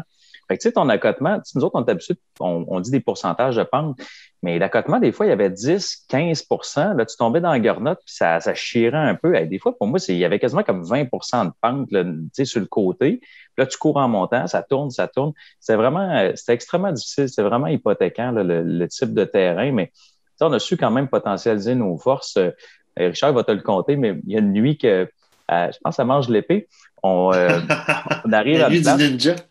La nuit du ninja. Fait qu'il y a un monsieur on trouve une place, puis il accepte de nous laisser dormir chez eux. Là, on voit une grange. Fait qu'on se dormait dans la grange. Fait qu'on monte la tente dans la grange parce qu'il y avait des maringouins dans son établi. Puis là, on décide qu'on se couche là, tu sais. Fait qu'on s'était entendu que le lendemain matin, ma copine s'est levée, on faisait un podcast à 4 heures du matin. Vraiment, on a mis l'alarme à 4h30, mais Richard va te le compter. C'est comme pas ça qui est arrivé. En fait, c'est moi qui vais le compter, ce bout-là. Vas-y, compte-le. Écoute, on s'entend pour se lever à 4 heures. Tu sais. Puis moi, je ne suis pas un lefto. Yvan, c'est le lefto des deux. Là. Mais on fait un compromis 4 heures. À 1 heure, on est couché dans la tente, puis il y a quelque chose qui sonne dans la grange. Fait que là, moi, je me réveille. Ah, il est 4 heures, on part. Fait que là, je brasse Yvan. Hey, Yvan, réveille-toi, on part. Là, Yvan, il check sa montre. Ah, Rich, il est juste 1 heure, recouche-toi. Ah, OK. Je me recouche, je me rendors. 15 minutes après, je me réveille, puis là, Yvan, il n'est pas dans la tente. Là, j'entends du bruit, je crouche. Ah, Yvan, qu'est-ce que tu fais? Je me tape les pieds, rendors-toi. Je me recouche, je me rendors. Et il s'est mis à ronfler. Il a dit OK, c'est vrai de bord, puis il a ronflé en 10 secondes. Moi, j'ai le potentiel. Dormir, là, c'est mon super pouvoir. Là. Moi, je peux dormir n'importe où, n'importe quand. Je demande à n'importe qui. Je demande à Éric Deshaies. Il m'a vu dormir dans des places pas normales. Écoute, il dit dans l'épisode. Il en parle quand je l'ai reçu. Puis c'est un spécialiste du sommeil, Éric, fait qu'il trouve que je suis un phénomène. Tu sais. Et moi, je dors partout, mais j'ai un défaut, c'est que quand tu me réveilles, je me rendors plus. Fait que là, on avait dormi 3 heures, puis là, j'ai regardé le plafond de la tente, 1 heure, 1h10, 1h15. J'ai de la marche. Je me suis levé, j'ai pacté mon sac de course, puis là, Richard va te compter le reste. Là, moi, à 4h30, je me réveille, tu sais, puis là, il fait clair parce qu'on tourne en Gaspésie, le soleil se lève quand même assez tôt. Là, on est loin dans l'est du fuseau horaire. Puis là, je me réveille, puis là, Yvan, il n'est pas dans la tente. Tu sais. Fait que là, Yvan, il n'est pas là. Fait que là, je sors de la tente, je sors de la grange pour aller pisser dehors. Yvan, il n'est pas là. Fait que là, je remarque que ses chaussures ne sont pas là. Son sac de course, ses épaules ne sont pas là. Fait que je me dis, il est déjà parti, tu sais, mais je ne sais pas combien, ça fait combien de temps qu'il est parti. Fait que je ramasse Mais il a vraiment cherché, hein, parce que... Ah oui, j'ai pris le sac de couchage, j'ai mis ma main dans le fond, je l'ai reviré de bord, pour être sûr qu'il n'était pas dedans. J'ai regardé en dessous de la tente. Tu sais, Yvan, ceux qui ne savent pas, c'est un gars d'arts martiaux. Là. Il est ceinture noire dans 48 affaires. C'est un ninja. Là. Fait que, tu sais, il aurait pu, tu sais, je ne sais pas, moi, se cacher dans le plafond de la grange avec des sabres, on ne sait pas. Mais il n'est pas là. Fait que là, je packe les affaires, puis là, je me dis, bon, je pars en vélo, puis là, je réveille Zachary puis Laurence qui sont dans la vanne. Les autres, ils dorment dans la vanne à côté de la grange, puis je dis, hey, Yvan, il est comme pas là, puis je sais pas, il est où, puis j'essaie de l'appeler, puis de texter, puis il me répond pas. Fait que Zachary puis Laurence, ils partent avec la vanne, puis ils font une quinzaine de kilomètres, puis ils m'appellent, puis ils disent, Richard, papa, Yvan, on le voit pas sur la route. Puis là, je me dis, ben, il a toujours bien pas fait 50 km, là, tu sais, il est quelle heure qu'il s'est levé. Puis ils l'ont retrouvé 20 km plus loin, tu sais. Il était parti, lui, à 1h30 du matin, là, pendant que je dormais. Fait que là, je l'ai fait une super stretch de vélo avant de le rejoindre, tu sais. Cette journée-là, ça a été notre meilleure journée. On a fait 140 km à peu près, mais tu sais, Yvan, il n'a pas dormi gros, là. Hey, le soir, tabarnouche, dans l'après-midi, là, j'étais hypothéqué, le soleil tapait, Richard en avant en vélo. Là, je vois un gazebo sur le bord du chemin. Fait que là, je l'appelle, on avait nos cellulaires. Je dis, Richard, je vais me coucher 15 minutes. Je me peux plus. Là. Tu sais, j'étais zombie, j'avançais plus. Hey, dis, t'es sûr, le vélo est juste en avant de toi, à peu près 2 km. Non, Richard, oublie ça. Fait que je rentre dans le gazebo sur le bord du fleuve. Il y avait 2 grosses roches. Je me mets une roche en dessous de la tête, une roche en dessous du bras, puis je me cale la tête là-dessus. Je m'endors. 10 secondes. Il y a un pick-up et un char qui arrive. Ils se mettent à faire le party dehors en plein après-midi. Fait que là, je pense aux gars à Barclay, je me dis, OK, t'es tout croche. T'es-tu plus tout croche à courir ou t'es plus tout croche à être couché sur une roche? Bon, je suis plus tout croche sur la roche. Fait qu'elle repart à courir, tu sais. Mais cette journée-là, on a avancé. Moi, j'ai avancé 20-21 heures, je pense, un affaire. Ah oui, non, t'as eu une méchante journée, toi, là. Tu t'es donné solide, là. Ouais, quand on est arrivé le soir, là, j'étais zombie, là, j'étais fini, puis il a fait tellement chaud cette journée-là, là, ça a vraiment été énorme. Là. C'était pas le soir de la poutine, ça. Dans la poutine, c'était le soir de la... Non, c'est le soir qu'on a dormi chez le gars là, qui avait un garage en Boiron, là, Renault. Là. Les enfants... T'avais mangé une poutine ce soir-là. Moi, j'avais mangé une guédille au bar. Fils à Richard, il est fin ce soir-là, il voit qu'on est poqué, fait qu'il a arrêté de ramasser une poutine, tu sais. On se rappelle qu'on est en autonomie complète. Bon. Fait que là, on s'assit à la chaise, puis moi, j'avais rarement vécu ça, mais là, j'ai comme, tu sais, tu t'assis, le soleil descend. Là, je suis comme tombé en hypothermie. Fait que là, j'ai mis mon chandail, puis le fait de manger, le sang est comme allé à l'estomac. Mais tu sais, je suis thérapeute, j'ai assez fait d'ultra. Fait qu'à un moment donné, Richard, je pense que tu as dit, tu m'as passé la main en avant de la face, j'étais plus là pantoute. Fait que là, je me rappelle, j'ai fait ça, j'ai pris la poutine, je l'ai mis sur la chaise, je me suis allongé sur le dos, puis j'ai mis les passes à la chaise. Puis là, je me suis mis à grelotter, une espèce de choc vagal, d'hypoglycémie, de genre, j'ai un peu de nourriture dans le ventre. Là, la seule affaire que j'ai fait, je dis, Zach, filme pas. Là, j'ai vu qu'est-ce que Zach faisait? Zach, il Zach, filmait. Zach est en train de filmer le bozo qui est en hypoglycémie à terre avec la poutine sur les pattes, tu sais. Fait que, fait que là, c'était poutine 1, Yvan 0, tu sais. Fait que, ça n'a pas été concluant, la poutine. Fait que c'est ça, vous aviez Zach qui vous a suivi tout le long, mais reviens sur quelque chose parce que j'ai lu ça dans vos posts ou je ne sais pas. Vous aviez décidé que vous étiez autonomie complète. Fait que vous aviez le crew qui suit dans le sens que tu as l'équipe de tournage qui était Zachary et sa copine, Richard, j'oublie son nom. Laurence. Fait que Zachary et Laurence vous suivaient dans leur van, mais vous étiez en mode autonomie complète, c'est-à-dire... On redéfinit le terme autonomie. Okay? C'est autonomie avec les ressources disponibles le long de la route. Hein? Voilà. Un peu comme quand tu fais un FKT, tu as l'option, en FKT, tu as l'option unsupported puis self-supported. Unsupported, c'est rien du tout, sauf de l'eau de rivière. Puis self-supported, tu n'as pas le droit de support de qui que ce soit, mais tu as le droit de te ravitailler dans un dépanneur. Si une poutine qui traîne le long de la route, tu as le droit de la manger. Bon, exact. On s'entend, on est d'accord. Voilà, OK, parfait. Non, mais je le demandais parce que je savais pas que vous étiez mis cette règle-là à un moment. Puis, écoute, j'avais acheté à peu près 20-30 lyophilisés. On traînait du stock, on avait 20 kilos en arrière, mais sérieusement, là, le trolley était pesant, mais on a pris les ressources du milieu. La première journée, il y a mon ami Martin qui était venu aussi en roulotte, qui nous a donné un peu de soupe, des affaires, tu sais, puis il faisait vraiment fret, on était en hypothermie, ça l'a aidé. Fait qu'on a quand même eu des coups de main ponctuels, même si on traînait le stock. Puis je te dirais que ça a fait de la beauté de l'aventure, parce que sinon, il y a une redondance à faire du saut de mouton, puis tu sais, une petite tape ses fesses à l'autre en passant, puis un petit salut, mais tu sais, ça venait compliqué, ça l'a agrémenté, ça l'a pimenté d'humain un petit peu l'aventure, qui, tu sais, on se laissait gâter une couple de fois, mais tu sais, on dormait dans la tente, on faisait nos affaires à l'extérieur, mais je veux dire, quand un cornet de crème à glace arrivait ou un mini-pot passait à quelque part, ben, tu sais, on arrêtait et on se mangeait quelque chose. Là, je te dirais sur une note plus sérieuse, c'est qu'à la base, quand on a planifié ça, là, on ne savait pas ce serait quoi les conditions sanitaires à l'été. Puis une des raisons qu'on a décidé de faire un projet, c'est que 2020, ben, tout avait été annulé pas mal. 2021, ça s'enlignait pour ça. Fait qu'on s'est dit, on va se faire un projet en étant une bulle de 2 puis peu de contact avec l'extérieur. Ben, c'est comme faisable un peu dans n'importe quelle couleur de zone. Puis bon, les choses ont fait qu'on a viré en vert la semaine avant puis qu'on avait le droit de voir des gens à l'extérieur, tout ça. Fait que ça a fait qu'il y avait moins ce stress-là, si tu veux, d'avoir des contacts avec des personnes. Puis en même temps, là, ça n'a pas de bon sens le nombre de personnes qu'on a croisées sur notre route. Là. Il y avait des amis qui sont venus au départ. Il y avait la course du Ultra Trail et Chic Choc le week-end pendant qu'on passait dans ce coin-là. Fait que le dimanche et le lundi, qu'on était sur la route, là, ben, on se fait arrêter souvent par des chums là, qui arrivaient de là. Puis là, ben, ils donnent de l'eau, donnent de la bouffe, jasent un peu, donnent du tape.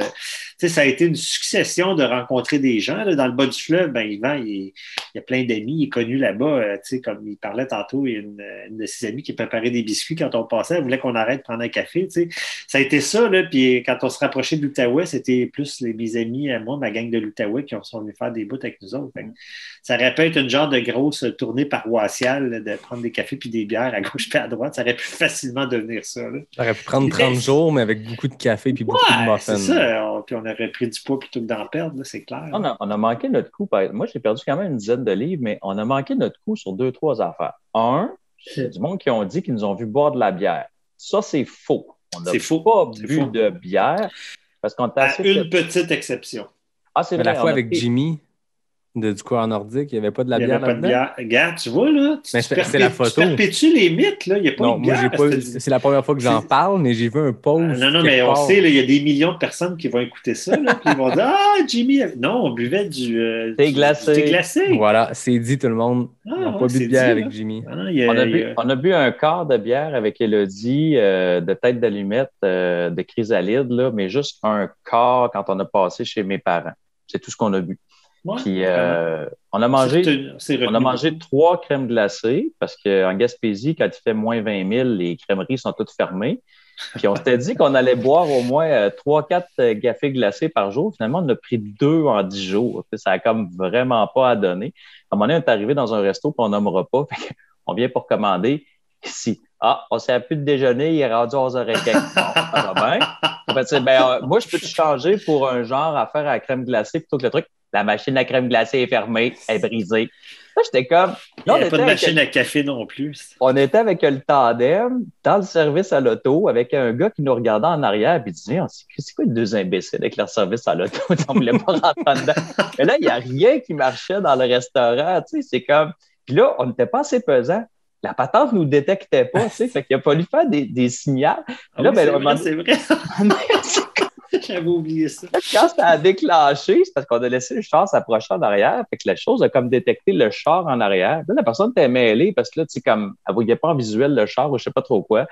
Là, rien fonctionnait, là, tu sais, pas de déjeuner, pas de crème glacée, pas de ci, pas de ça. Le gars qui attendait en arrière. Finalement, il a demandé, parce que Zachary filmait, puis tu sais, Zachary et Laurence, ça a tellement été des amours, on les voyait pas. À un moment donné, on sentait passer un drone, nous. Ils prenaient une photo d'en haut, mais ils ont été comme des fantômes. Ça a tellement été un charme. Fait que finalement, on a dit au gars en arrière qui était en gros saudi rouge, j'allais le voir, je disais, hey, on fait-tu semblant de baucher un à côté de l'autre, là, tu sais? Fait qu'il a mis son char à côté de Caval, puis là, il rinçait son char un peu, puis là, on le regardait, là, tu sais. Comme ça, on allait gagner avec une Audi. Mais tu sais, ça a été plein de niaiseries comme ça, puis on s'est vraiment occupé un de l'autre. Moi, à un moment donné, j'avais un problème. Richard, il m'a fait des tapings, il s'est occupé de mes pieds. Écoute, j'avais dit à sa femme, je m'occuperais de lui, puis il avait dit à ma blonde qui s'occuperait de moi. Quand il arrivait, là, quand je me crémais, là, parce que Richard, il a fait un méchant coup de soleil dans le visage. Fait que j'y laissais le pot de crème solaire sur le siège de Caval. Ils sont obligés de le prendre. Là, je me dis, il n'y a pas le choix de se crémer parce qu'il se crémait jamais, tu sais.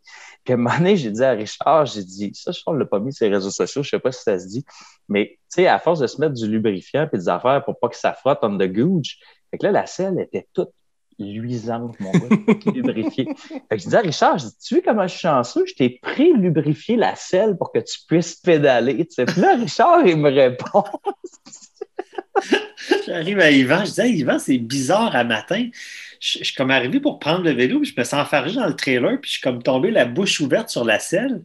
Puis j'avais une gingivite qui traînait depuis longtemps, puis ça a comme guéri instantanément quand j'ai touché la selle. Yvan était tordu de rire. Tu sais, ça a été ça pendant 10 jours. Là. Mais là, on parlait de DNM. Ouais. Je pense, Yvan, tu nous en avais parlé à l'épisode où je t'ai reçu 33, je crois, du DNM. Mais là, il paraît que là, il y a eu un gros niveau de DNM. On peut-tu, pour le bien des auditeurs, décrire ce qu'est un DNM puis avoir quelques exemples de DNM notables? Ouais, ben écoute, c'est plus un secret. Là. C'est une expression qu'on avait à l'université entre copains. Le DNM, c'est une mesure de volume extrêmement scientifique et précise. Fait que tu as 1 minute. C'est un débit de volume. Donc, débit de niaiserie, minute. Fait que là, tu pars le chrono puis tu regardes le nombre de niaiseries que tu es capable de dire. Puis Richard, là, tu sais, comme exemple avec sa gingivite, là, c'est le king de ça. Tu sais. Quand je le rejoignais avec Caval, il faisait du pouce puis il mettait sa main au-dessus. Mais je dis, voyons, qu'est-ce qu'il fait? Ben, il dit, au cas qu'il mouille, il dit, je suis en train de cacher mon pouce avec un parapluie. Tu sais, l'autre shot d'après, je viens pour le rejoindre. Il se retire le cuissard, mon gars, puis il se monte l'aine. Puis là, il se lèche la babine un peu, puis il fait du pouce. On aurait dû te prostituer sur le bord du chemin qui attendait son char. C'est devenu du CGDNM, du Christ de gros débit de DNM.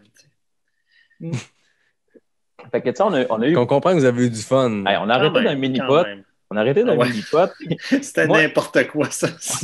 Les 2 premières crèmes glacées qu'on a mangées, je m'étais entendu, Zach filmait, puis je me suis entendu, il dit, vous sortez, vous arrêtez, vous prenez une bouchée, vous remettez ça droite.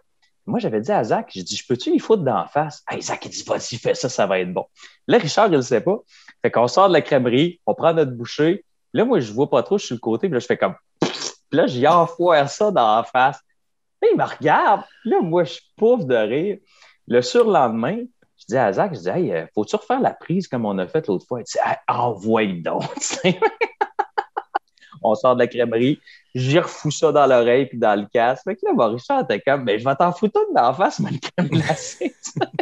Puis après ça, on était dans un mini-pot. Fait que j'ai regardé le petit gars mini-pot, je dis, hey, J'ai dit, pour le besoin de la caméra, j'explique ce qu'on faisait. Je dis, on peut-tu rentrer avec le bicycle puis le troller sur le mini-pot?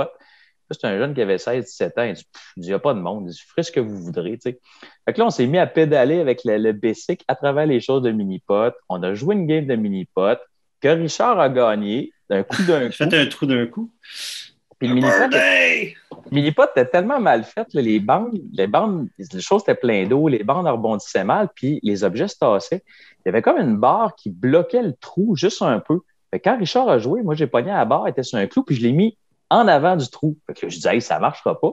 Finalement, ça a ricoché sa bande par en arrière, puis il a fait un birdie d'un trou. Fait que tu sais, ça, c'est la photo de le coup du champion, puis le tigre de bois, c'était ça. Mais tu sais, c'est comme le coup impossible, il l'a réussi. Fait que, c'est ça, mais on a eu du plaisir tout le long. On a ri. Des fois, c'était des jokes bas de ceinture. Là. Il y a des journées que ça volait pas haut, là, mais on avait du plaisir.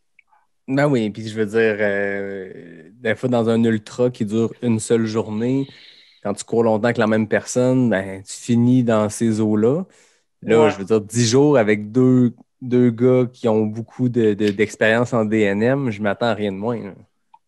Non, c'est sûr que comme Yvan dit, ça volait pas toujours haut, mais on est capable du meilleur comme du pire, tu sais. Mais le but, c'était de rigoler, puis ça, je pense qu'on a atteint le but à 300%. Là. Ben oui, puis je suppose que quand tu souffres physiquement de rire, on le sait, ça a un bon effet. C'est thérapeutique. Ouais. Et ça, c'est impressionnant que le moral soit resté bon tout le temps. Puis c'est drôle, les 2 dernières journées et demie, moi, j'ai trouvé un truc pour faire pédaler un turgeon. Là. Ça, c'était génial. J'avais des écouteurs. Fait que là, je savais pas trop s'ils fonctionnaient chacun sur l'oreille. Fait que là, je donne un écouteur, je mets un écouteur. Là, je rouvre mon Spotify. Puis là, je m'étais fait une playlist des années 80. Et là, on se met à triper. Là, Richard, il dit, t'as-tu ça? Fait que là, je rouvre mon téléphone juste ses ondes. Fait que là, si tu veux faire pédaler un turgeon, là, mets-y du YouTube. Ça n'a pas de sacrement de bon sens. Fait que là, on passe. Là, mon Richard, la tête, il allait, tu sais. Fait que là, on passe en avant d'un centre commercial. Puis je vois une madame qui sort avec ses affaires, puis qui regarde Richard. Puis tu sais, je sais pas si tu as vu les Gardiens de la Galaxie, quand le gars danse, puis dans Infinity War, après ça, les gens, ils reviennent dans le temps, puis ils le voient danser, mais ils n'ont pas la musique dans les oreilles. Fait que le gars danse, puis les autres ne comprennent pas. Fait que là, mon Richard, il joue de la tête, puis il est de même sur le vélo. Puis toute la madame a son épicerie. Tu sais, la tête, il va de même, ça branle à gauche puis à droite. Puis elle dit, mais qu'est-ce qu'il fait? Fait que là, on était de même, puis on branlait. Fait qu'à un moment donné, je sors la GoPro, puis je commence à filmer Richard. Je dis, hey, je vais te filmer. Je sors la GoPro. Je fais une petite seconde, je sors la GoPro. J'oublie de dire que j'ai serré à GoPro. Hey, mon chum, il chante à bride abattue. À un moment donné, après 1 minute et demie, il dit, Yvan, t'as-tu bientôt fini? Il dit, j'ai plus de souffle. Ben, j'ai fini, Richard, j'ai juste filmé 10 secondes. Ah, il dit, OK. Il se remet à chanter à tue-tête, toi, là, puis il gueule. Je dis, Richard, arrête, le chat est mort dans le caniveau. Richard, arrête, le lait de la vache a viré. Et là, écoute, il t'a fini la toune. Lui, il s'est essoufflé. Ça a été l'enfer. Fait qu'on a passé 2 journées à choisir des tounes, puis hey, ça avançait en tabarnouche des journées. Ah ouais, DJ Yvan le Terrible, là, puis tu sais, c'est... Quand tu es sur un tandem, ben, la personne qui est en arrière, elle a le loisir, là, comme tu n'as pas de guidon comme tel, tu n'as pas de vitesse, ben, tu as le loisir de faire plein de trucs de même, comme faire des playlists sur Spotify. Là. C'était assez solide. On a rentabilisé le tandem. On était super timés. Je disais à Richard, je lâche le guidon. Puis à la fin, j'y enlevais son manteau, je mettais mon manteau. Le gars qui est en arrière, il peut lâcher ses mains. Puis je l'ai essayé après ça, parce que c'est Richard qui a conduit durant 5 jours, parce que, tu sais, moi, sérieusement, même il y a des bouts, ça l'a étonné, je me fermais les yeux. Il y a des 10 minutes, je faisais juste pédaler les 2 yeux fermés, puis je suivais le rythme. Ça a été super détendant. Je me suis laissé aller, j'ai lâché prise, puis en moi, mon Richard, conduit. Puis avec le tandem, on a quand même pogné 55 km/h à un moment donné. Oui, c'est pour les gens qui n'ont jamais fait de tandem. Là. Un tandem, c'est hyper performant sur le plat et sur les descentes, la masse de 2 personnes, c'est très rapide.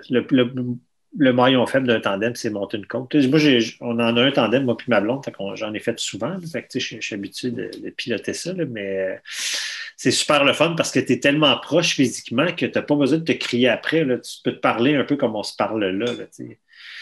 Fait que, en fait, je pense que le fait d'avoir eu un tandem, l'idée du tandem à emprunter le tandem à Martin versus avoir fait ça en 2 vélos solo, ça a complètement changé la game. Là. Ça aurait été bien moins le fun avec chacun notre vélo. C'est un Marlboro bien. Ouais, non, définitivement. Le tandem, ça a été un game changer. Là. Ça a vraiment soudé le truc. Puis, tu sais, pour te dire comment je connais pas le vélo, à un moment donné, je dis, hey, Richard, on peut-tu monter en dentelle sur un vélo en tandem? Il dit, en dentelle? Je dis, ouais, tu sais, quand tu montes en dentelle puis tu pédales. Ah, il dit, en danseuse, Yvan. Bon, ouais, comme tu dis. Puis là, il me dit, non, ça se fait pas. Puis on t'a pogné une bonne côte, une petite sortie à Kamouraska. En sortant de Kamouraska, il y avait un bon pitch à monter. Hein. Puis Zach a tellement ri, il filmait en arrière, il dit, je peux pas croire que tu as monté en danseuse sur un tandem. J'étais en arrière de Richard, puis je pédalais, puis là, tu avais le tandem qui faisait gauche-droite, tu sais. Mais le tandem, c'est très difficile dans les montées, mais dans les descentes, c'est assez incroyable. Ouais. Puis la vitesse la plus haute enregistrée, c'est en Gaspésie. Je me suis fait peur. C'est avec Caval, le Giant, le premier vélo. La deuxième journée, j'ai descendu une côte, puis j'allais à 57-58 km/h. Puis je peux te garantir qu'à partir de 55, tu pédales dans le vide, ça sert à rien.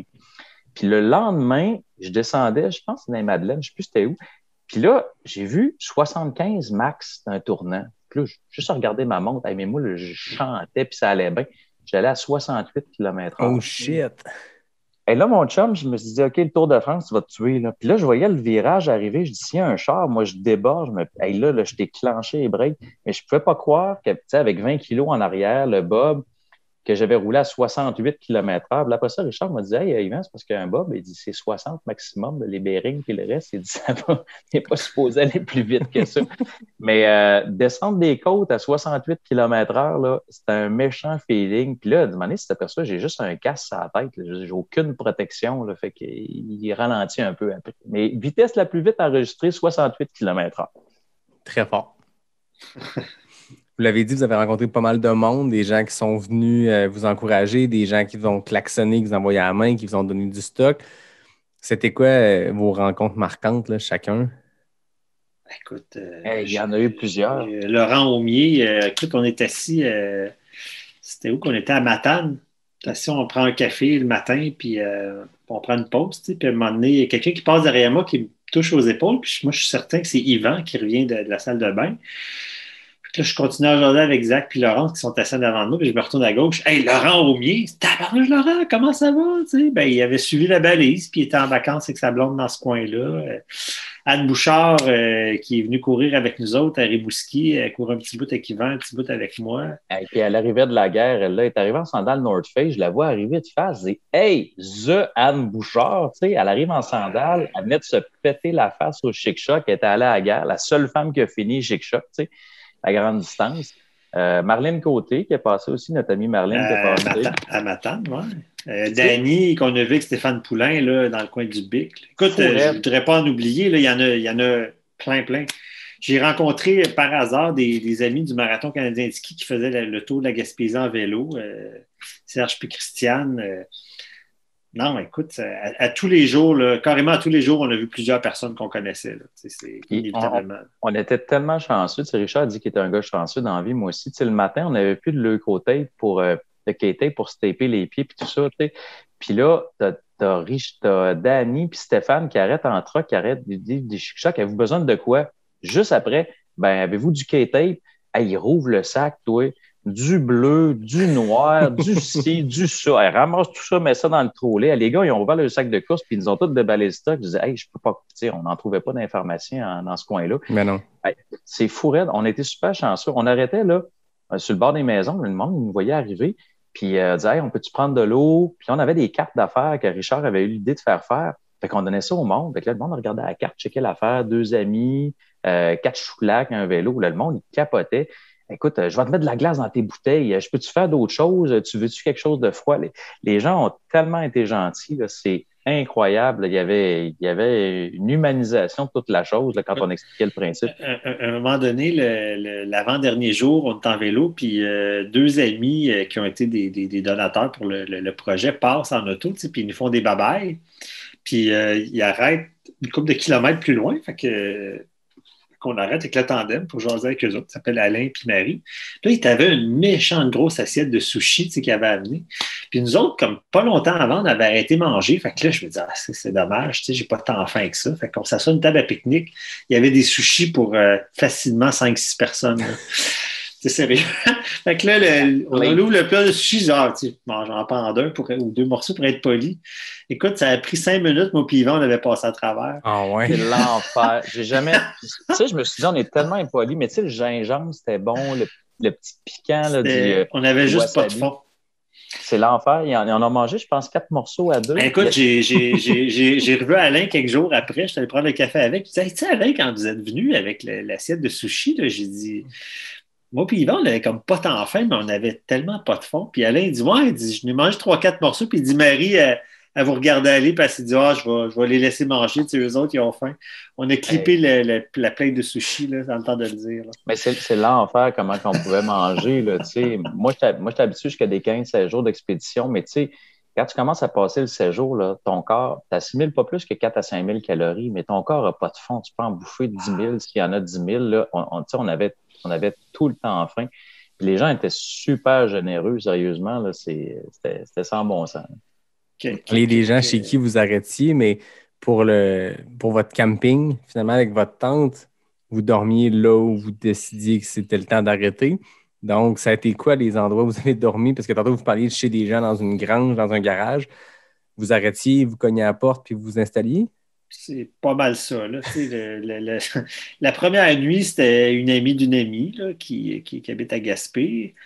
Après ça, ça a été ça, cogner à la porte. On a dormi 2 fois dans des campings où ce qu'on a payé là, vers la fin, là, au début de Montréal. Là. On a dormi chez les parents, chez les beaux-parents Yvan. On a dormi dans la tente là.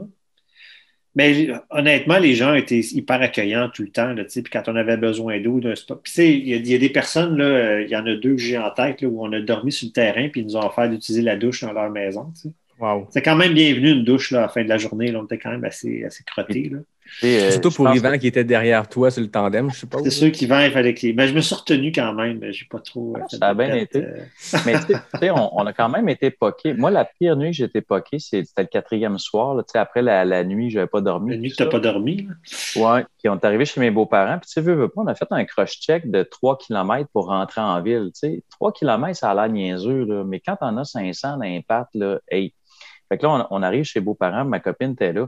Puis je dis à Richard, hey, ça tombe pas bien. C'est la première fois que je vois mes beaux-parents. J'étais avec ma copine depuis quand même un bout, mais tu sais, pandémie puis tout ça. Je les avais vus, mais je n'étais jamais allé chez eux à Rimouski. Fait que là, Richard, il pense que je niaise, tu sais. Bah, t'as jamais vu tes beaux-parents. Ben non, c'est vraiment la première fois que j'allais chez eux. Là, t'es tout cassé, t'es tout croche. Là, j'étais à côté sur la table, j'ai mangé la moitié de la lasagne. Là, j'ai ma belle-mère avec son beau tablier, quasiment les chandeliers, tout le stock autour. Là, elle était prête, elle rouvre 2 bouteilles de vin. Et moi, je regarde la bouteille de vin au 45, j'étais en train de finir mon verre d'eau. Je dis, peux-tu aller me coucher? Ça vous dérange-tu? Là, c'est comme elle. Les autres, ils étaient partis pour veiller. Là. Fait que là, elle ressort, puis, tu sais, va te coucher, tu sais. Mais, ouais, là, Richard, il s'est aperçu après que c'était vraiment la première fois que je rentrais chez mes beaux-parents. T'as fait toute une impression, c'est clair. Ah, j'étais malade ce soir-là. Là. Sérieusement, ça filait pas. Moi, j'ai toujours des petits clips de rein un peu. Puis ce soir-là, là, c'est comme j'urinais pas. Puis à un moment donné, dans la nuit, là, j'étais allé uriner là, aux 15 minutes. Là. C'est comme ça a sorti 1 litre à tous les fois. T'as fait un peu de fièvre cette nuit-là. Ouais, j'ai fait de la fièvre. T'avais poussé pas mal trop. T'avais poussé trop loin, je pense. Ouais, je filais pas. Puis là, c'est comme j'avais comme eu un petit épisode de whoop, rein qui aime pas ça. Fait que là, dans la nuit, j'avais bu. Puis là, ça sortait pas. Hey, sérieusement, je pense que j'ai uriné 4 litres durant la nuit. Ça avait aucun sens. Puis le lendemain matin, c'était bien correct. Ça leur reparti par l'autre bord. Mais le pire soir que j'étais vraiment là, à la décrisse, là, il a fallu que je rencontre mes beaux-parents. Fait que c'était un chic incroyable, tu sais. Vous parlez aussi des maisons des jeunes. Il y avait cette notion-là d'amasser de l'argent pendant le défi. Comment c'était venu l'idée d'associer ce défi-là de la cavale avec les maisons des jeunes? En fait, ouais. Ben, tu sais, Yvan et moi, on a chacun de notre bar, avant qu'on se connaisse, œuvré pas mal dans le milieu communautaire, puis beaucoup à travers les sports et tout ça. Fait qu'on on voulait que notre projet serve à quelque chose d'utile parce que nous sommes tous relativement futiles de faire du vélo puis de courir à travers le Québec. Fait que j'ai un ami qui est directeur d'une maison de jeunes à Gatineau, parce que c'est en jasant avec lui qu'on je disais, ça serait une bonne cause à appuyer. Puis, tu sais, aider les jeunes, promouvoir les saines habitudes de vie. Là, ça nous rejoignait les deux dans nos valeurs personnelles. Fait qu'on a contacté le réseau des maisons des jeunes du Québec, puis il était bien emballé de notre idée. Fait que c'est comme ça que petit à petit... Puis, tu sais, il y avait 25-30 maisons de jeunes le long de notre parcours. Fait qu'eux autres, on les a contactés pour savoir s'ils voulaient participer. Puis il y en a une vingtaine qui ont participé activement. Le problème, c'était qu'on ne pouvait pas savoir où on serait, à quelle heure exactement. Fait que, tu sais, au début, en courant, quand on faisait le premier 5 jours, ben, on est arrivé dans des maisons de jeunes à 7 heures le soir quand eux autres nous attendaient entre 1 et 4. Puis, à un moment donné, eux autres aussi ont des contraintes de temps, là. Fait que ça, on a eu des jeunes ici et là dans des maisons de jeunes, mais c'était pas l'idéal là, parce que notre mode de déplacement n'était pas assez prévisible là, à l'avance. Puis, tu sais, le but, c'est toujours la même chose, c'est de bonifier l'offre de services des organismes. Puis, ils l'ont eu pas facile, les maisons de jeunes en pandémie. Tu sais, ils ont été fermés durant 1 an et demi. En Gaspésie, il y en a qui avaient eu des cas de COVID. Il y en a qui n'étaient même pas réouverts. Quand on a passé au Méchant, il y avait accroché 5-6 pancartes, mais c'était trop tard. À Kamouraska, on a passé à 6h30. Hey, les jeunes, là, chez nous, à Kamouraska, ils nous ont attendu de 1h à 5h. Tu sais, ils ont attendu 5 heures de temps qu'on passe. Finalement, ben, ils ont dit, écoute, 5 heures, on va envoyer les jeunes souper. On est passé 1h30 après. Mais c'est comme on disait tantôt, c'était trop audacieux d'essayer de tout coupler ça ensemble. Et même Sherbrooke, qui n'était pas sur notre passage, ils ont fait des vidéos, ils ont fait des bike and run, ils ont fait une journée de soccer, une journée de hockey. Puis quand même, On a envoyé des souliers, Maxime a envoyé des souliers pareil, là, tu sais. Fait que, tu sais, c'était une espèce de get-together happening, mais je pense qu'on a parlé avec Richard. L'année prochaine, si on le refait, on va le refaire.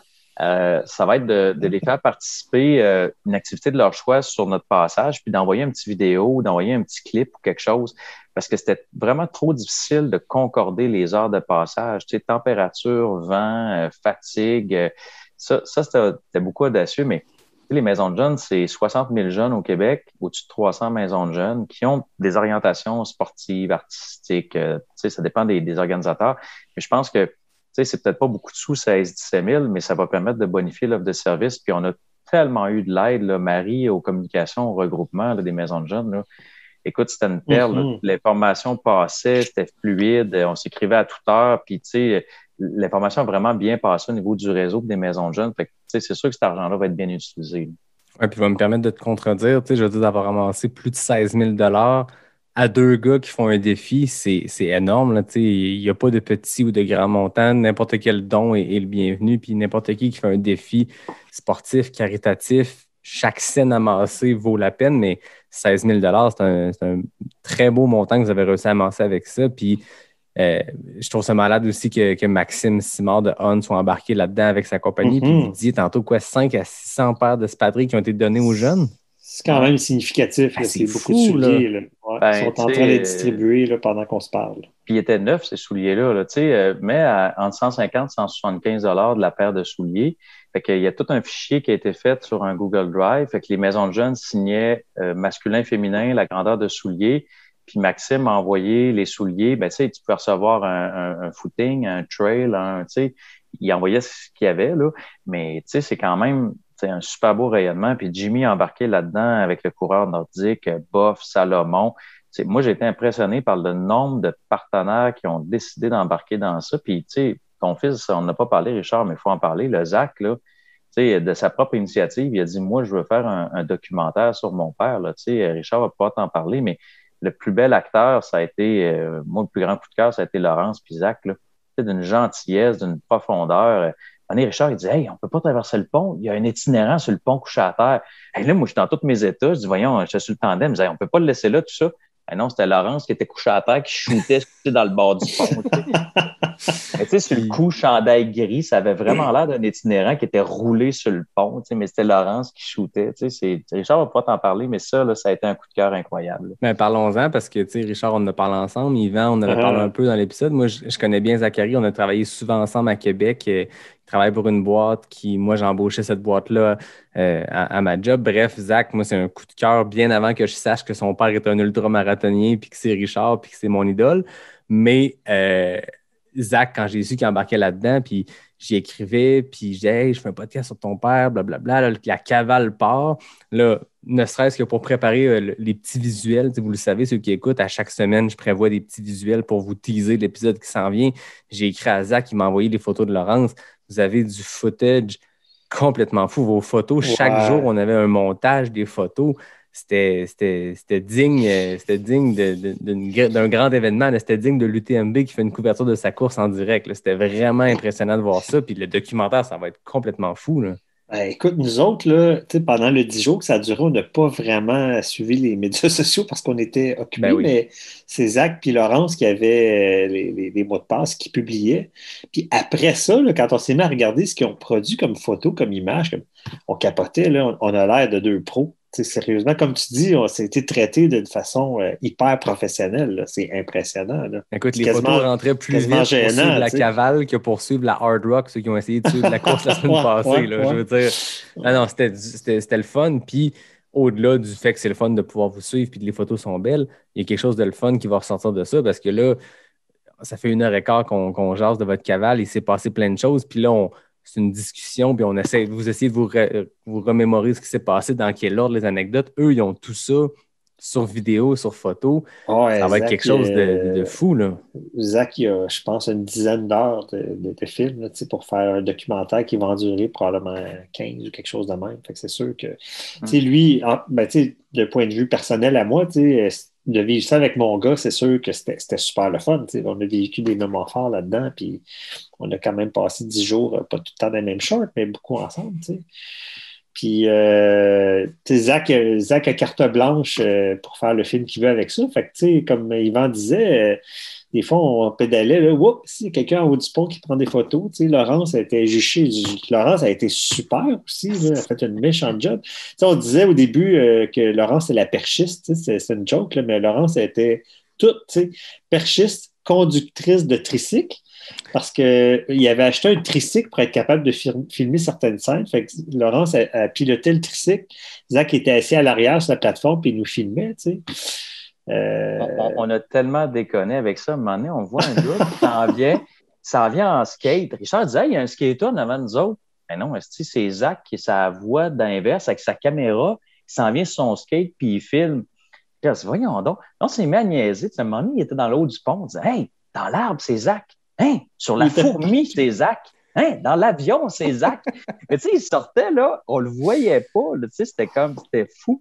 Puis on a tellement eu du plaisir. La première journée, comme il mouillait par en dessous, comme on a dit. Puis moi, j'ai eu le malheur de mettre mon casque à l'envers de vélo. Ah oui. C'est un gars de vélo. On a ça sur image en plus. Mets mon casque à l'envers. Puis là, il me dit, Yvan, ton casque à l'envers. Moi, je comprends pas. Puis j'essaie de clipper le casque. Là, c'est vraiment tout croche. Il prend des photos de ça, puis il filme. Fait que là, je mets le casque de l'autre bord. Ça m'est arrivé 2-3 fois. Ça m'est arrivé aussi d'oublier de débarrer le bicycle puis de partir avec. Ça, tu le sais assez vite. Là. C'est comme... moi aussi, ça m'est arrivé. Je te l'ai pas dit, mais c'était une couple de fois. Fait que là, Zach, il me niaise quand il passait avec la vanne à côté. Il filme, il fait l'entrevue puis il dit « Hey, Yvan, il dit, mets ton casque à l'endroite. » Hey, là, je gosse, là.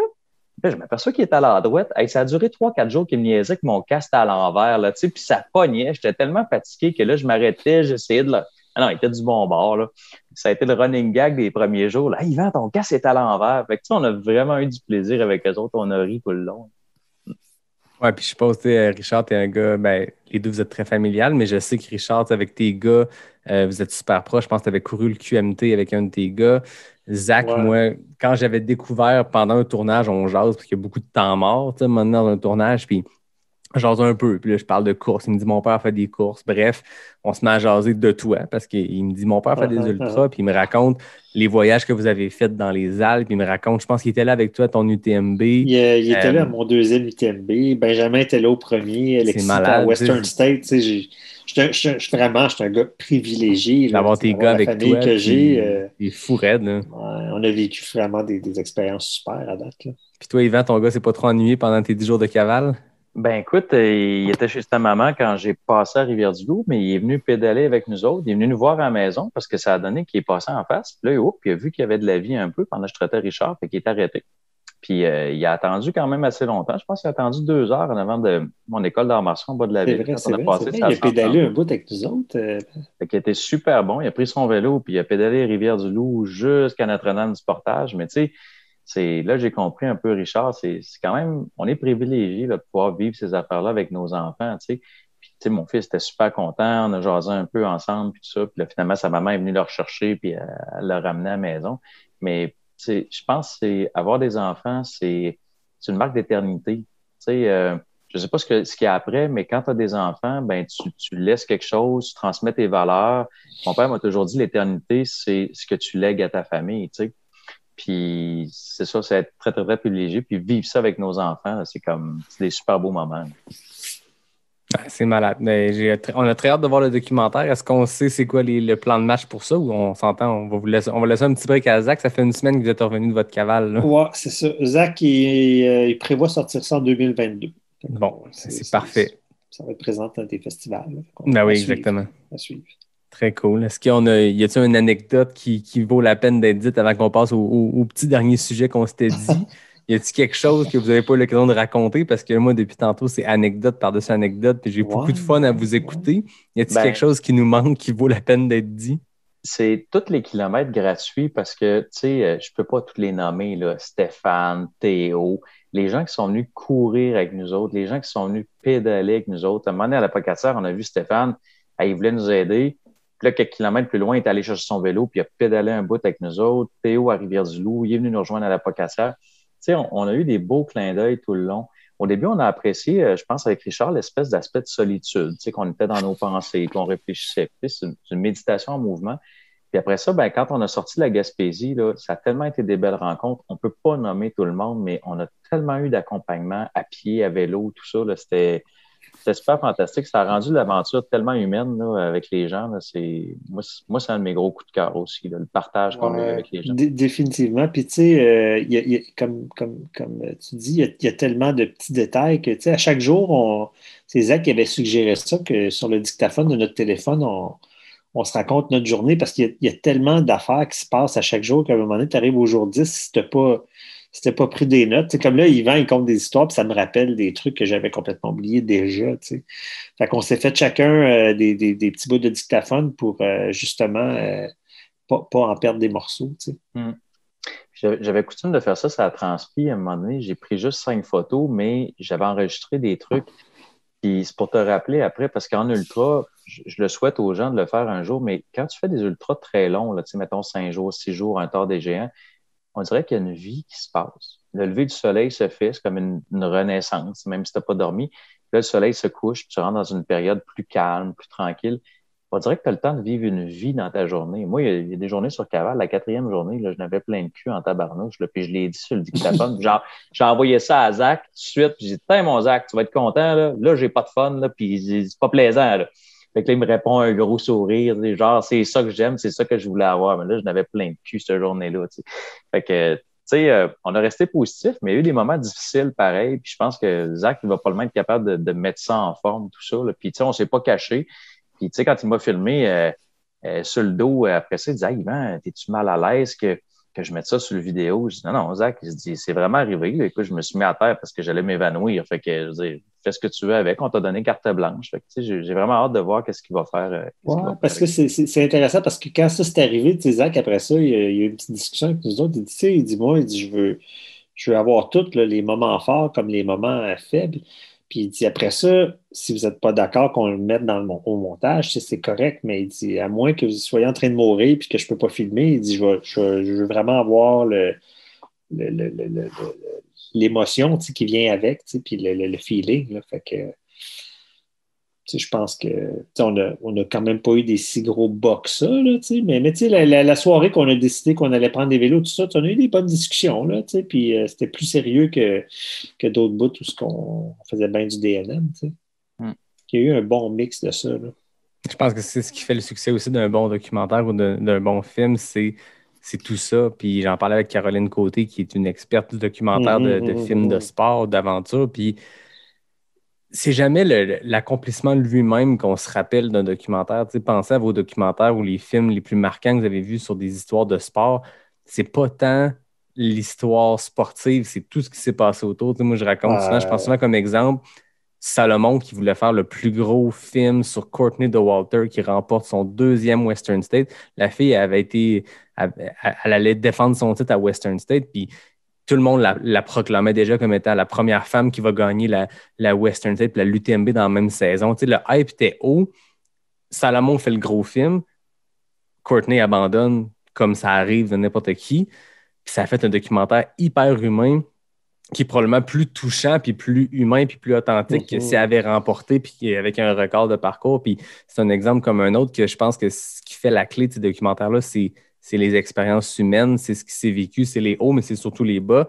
J'ai l'impression qu'avec votre cavale, vous avez tous les ingrédients pour faire quelque chose qui va être vraiment intéressant à regarder. Oui, puis dans la discussion qu'on a eue avec Richard, c'est, tu sais, quand on a décidé de changer pour le tandem, tu sais, ça a été un moment, je pense, humainement douloureux, là, mais on s'est dit, c'est quoi le message qu'on veut envoyer aux jeunes? Qu'on va rentrer en 14-15 jours, qu'on va pas finir, qu'on va, tu sais, là, on s'est mis à processer, faire des plans B, C, D, puis là, le tandem est arrivé, puis on s'est dit, ben, le message qu'on envoie, c'est qu'on s'adapte, qu'on va changer le truc, puis qu'on va le fermer dans le temps, puis qu'au pire, allez, tu te reprends une deuxième fois, mais tu termines ce que tu commences. Ça, pour moi, c'était fondamental. On ne pouvait pas ne pas arriver à Gatineau. Il y a eu bien des plans, là, mais genre, arrêtez ça à Rivière-du-Loup. Ça, dans ma tête, ça se faisait pas. Fait que, tu sais, c'est de s'adapter, puis t'envoies un message, c'est quoi, ultra sportif, ultra dépassement, ou t'envoies un message humain où ce que tu as une intelligence émotive de faire des choix qui sont peut-être pas ton premier choix, mais t'enseignes aux gens que la vie, c'est ça. C'est des ups, c'est des downs. Puis qu'est-ce qui fait la différence? C'est si tu décides de tourner ton regard vers le côté ensoleillé de la vie ou le côté sombre. Tu sais. Moi, mon frère, un jour, on est parti le 1er juillet, c'était l'anniversaire du décès de mon frère, je l'avais pas dit à Richard. Cette journée-là, il pleuvait, il mouillait, puis tu sais, il y a des bouts que j'avais les larmes dans les yeux, puis tu sais, à chaque année, je pense à ça. Et je me suis dit, non, je dis, moi, je décide de regarder du côté ensoleillé de la vie. Fait que le message qu'on veut transmettre, c'est beaucoup ça. Tu sais, tu peux décider de porter le regard que tu veux sur ce qui arrive. Mais si tu choisis le côté positif, ben pour toi, tu es un gagnant. Tu sais. Fait que je pense que c'est ça le message qu'on voulait envoyer aussi, puis la démarche personnelle qu'on avait dans ça. Là. Je pense que c'est réussi. Le fait de se revirer sur un dixaine, la vie nous. C'est quoi l'expression en anglais? Si la vie te lance des citrons, fait de la limonade, ben, là, vous avez une coupe de citron, mais vous n'avez pas juste arrêté, puis on s'assoit à Rivière-du-Loup, puis on arrête là. Vous avez fait une belle grosse limonade en tandem, puis ça a fait de quoi de super le fun. Là. Vraiment. Ben écoutez les gars, c'était super intéressant. Je m'en voudrais de ne pas vous parler du Big Wolf Backyard parce que c'est tout frais. Encore plus que la cavale. Toi, Yvan, ton mois de juillet, c'est un ultra-marathon exposant 10 parce qu'il y a eu la cavale dont on vient de parler pendant 1h30. Mais tu avais le Big Wolf's Backyard Ultra, la première édition à Rivière-du-Loup. Éric Deshaies, mon invité de l'épisode 36, a fait une performance exceptionnelle. Comme je le disais tantôt, tous les athlètes qui sont présentés là, il faut avoir des couilles pour se pointer sur une backyard puis essayer ça, peu importe le nombre de tours. Puis c'est super impressionnant. Mais Éric a fait une performance exceptionnelle, a remporté ça en 35 boucles, donc un 235 km. La backyard, je ne l'expliquerai pas. Je l'en ai parlé avec Stéphanie Simpson, je l'ai parlé avec plein d'autres. C'est un modèle de course un peu démoniaque, disons. Comment ça s'est passé, Yvan, cette première édition-là du Big Wolf Backyard que tu as organisé à Rivière-du-Loup? Richard devait la courir, puis il est venu comme bénévole. On était chanceux. On a eu, tu sais, des bénévoles en or. On a des couples qui sont venus, là, tu sais, Nancy avec Serge, son chum, Martin, Caroline. Il y a des gens qui ont passé plus de 48 heures sur le site, là. Tu sais, c'est incroyable de voir le monde. Ah, je vais aller dormir 15 heures, puis je vais revenir.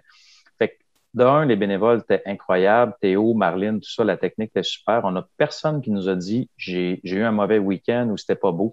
Les gens ils ont été charmés par le site. Le fait qu'on a eu l'héliport, les gens étaient tranquilles, c'était clôturé dans le marais, dans le pré-salé. Le parcours était incroyable. On a eu des couchers de soleil super beaux. Nous autres, les gens du bout du fleuve, on dit « Ouais, il était correct aujourd'hui. » Tu sais, on est habitués. Le monde dit « T'es malade, il était débile, le coucher de soleil. Ouais, il était correct. » Et les gens ont vu le soleil se lever, une grosse boule rouge, tu sais. Fait que les gens se sont tellement dépassés. On a des gens ici à Rivière-du-Loup, puis le copain d'Éric qui l'a fait, la plus longue distance qu'il avait fait, c'était 42 km, il a fait 160. On a des gens de Rivière-du-Loup qui avaient couru des 40, des 56 en trail. Ils ont fait 20 heures, 19 heures. Tu sais, le premier soir, là, après l'après-midi catastrophique, là, tu sais, 26, taux d'humidité dans le piton, un gros vent de face quand tu revenais. Les gens, ils ont séché sur place. C'était torride. À part Éric qui était dans son élément, je veux dire, tout le monde a souffert, là. Puis le premier soir, là, après 12-16 heures, il restait 53 personnes sur 92 au départ. Moi, je capotais. Je dis, c'est pas la statistique des backyards. Le monde ont été vraiment forts. Ils ont été résilients. Ils ont résisté à la chaleur. Là, ben, c'est sûr que la nuit a fait un peu des morts, là, ça a descendu tranquillement pas vite, mais ça a été impressionnant de voir les gens, comment il y a eu de l'entraide. Puis le principe des backyards, là, les gens sont arrivés, ils ont dit « Ouais, je connaissais 3-4 personnes. » Tout le monde est reparti en disant « Hey, je connais 80 personnes. » Parce que veux pas, tu te croises, tu jases avec quelqu'un, tu marches avec quelqu'un, tu échanges des stratégies. C'est pas tout le monde qui arrivait avec le couteau d'un dent comme Eric puis une grenade dans chaque main pour gagner, là, tu sais. Il y a des gens qui venaient essayer. Cédric lui-même, là, Cédric Chavanne de Rimouski, il pensait pas se rendre aussi loin que ça. Puis il a arrêté parce qu'il fait la Barclay Fall Classic dans quelques semaines, puis il voulait pas se blesser. Il avait un peu mal à un genou. Charles Castonguay, super humain avec son frère, il a arrêté à 31-32 parce qu'il a décidé que c'était assez. Le lendemain, il me texte, il dit « Hey, Yvan, il dit pas mal nulle part, pas de bobo, j'aurais été bon pour 10 tours encore. » Tu sais, ce gars-là, une prochaine backyard, là, c'est une première expérience. Eric avait de l'expérience, mais les gens vont s'apercevoir qu'ils peuvent aller loin dans un concept de course qui est beaucoup plus dur. Pierre-Luc, que tu connais, là, qui fait le tralala, Pierre-Luc Fortin, il a trouvé ça tellement tough, son 24 heures, parce que c'est pas juste faire un 160, c'est on t'impose quand arrêter, on t'impose quand dormir, on t'impose quand repartir. Fait que c'est bien plus dur, ça casse ton rythme tout le temps. Fait que c'est une spirale downward qui arrête pas puis qui descend.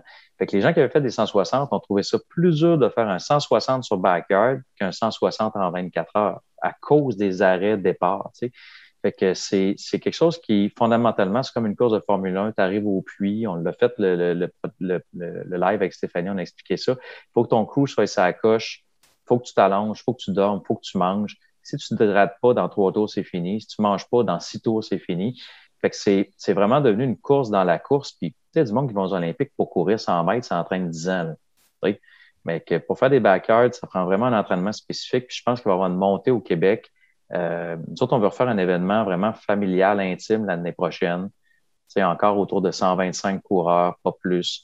On va l'annoncer la semaine prochaine que justement, on roule les inscriptions. Puis je pense que ça va se remplir d'un temps record. Puis les gens, ils veulent refaire l'expérience. Il y a des backyards à 350 personnes en Suède. Moi, je n'irais pas faire un backyard à 350 personnes. Tu sais, c'est pas intime. Fait que je pense que c'est mission accomplie, puis grâce aux bénévoles, grâce à l'implication de tout le monde, grâce à la participation, puis je pense que l'année prochaine, ça va pousser encore pas mal plus loin que ce qu'on a vu cette année. Ah oui, puis comme tu dis, c'est quelque chose qui s'entraîne. C'est un nouveau modèle où ça fait longtemps que Lazarus Lake, le fondateur de ça, le fait au Tennessee chez lui. Mais tu sais, c'est de quoi qui est nouveau, qu'on entend un petit peu plus parler, puis les versions virtuelles de 2020 ont peut-être permis de populariser ça un peu plus, puis tout le monde a pu s'inscrire à une backyard virtuelle. Mais comme tu dis, c'est un entraînement qui est complètement différent. C'est de l'asphalte, puis tu ne contrôles pas les facteurs. Dans un ultra, quand tu as le vent dans les voiles, tu en profites. Moi, en Gaspésie, quand ça s'est enfin remis à bien aller, je peux te dire que j'ai ouvert la machine, puis j'ai eu des splits à des vitesses que j'étais surpris de moi à 100 kilos dans la course d'être capable de le faire. Mais quand ça s'est mis à bien aller, j'ai pu ouvrir la machine. Une backyard, quand ça se met à bien aller, puis tu revis de tes cendres, c'est sur 6.7, puis il va te rasseoir, mon chum. C'est tough, ça. Et vice-versa. Quand ça va mal, ben, ça va mal longtemps. Tu ne prends pas ton momentum. Fait que il y a de quoi être hyper difficile avec ces courses-là. Puis comme tu dis, Eric Deshaies est arrivé avec le couteau entre les dents. Mais il y a des performances qu'on a vues, en tout cas en la suivant. Hélène Dumais, Stéphanie Simpson, qui est la championne canadienne, Charles Castonguay, Cédric Chavanne. Il y a plein de personnes là-dedans qui vont être à surveiller parce que justement, c'est un modèle de course qui n'avantage pas que les coureurs rapides. Les gens, ils ont... Tu as 6,7 km à rentrer en 1 heure. Rentre-le dans le temps que tu veux, mais tu as ça à faire puis tu recommences sans arrêt. Il y a des gens qui peuvent performer à un très, très haut niveau sans être la personne la plus rapide de la course. Eric était super bien préparé. Là. Il n'y avait rien laissé au hasard. Je le taquinais parce qu'Eric, il m'envoyait 3 messengers par jour. Bon, Eric, si tu nous écoutes, on va le dire.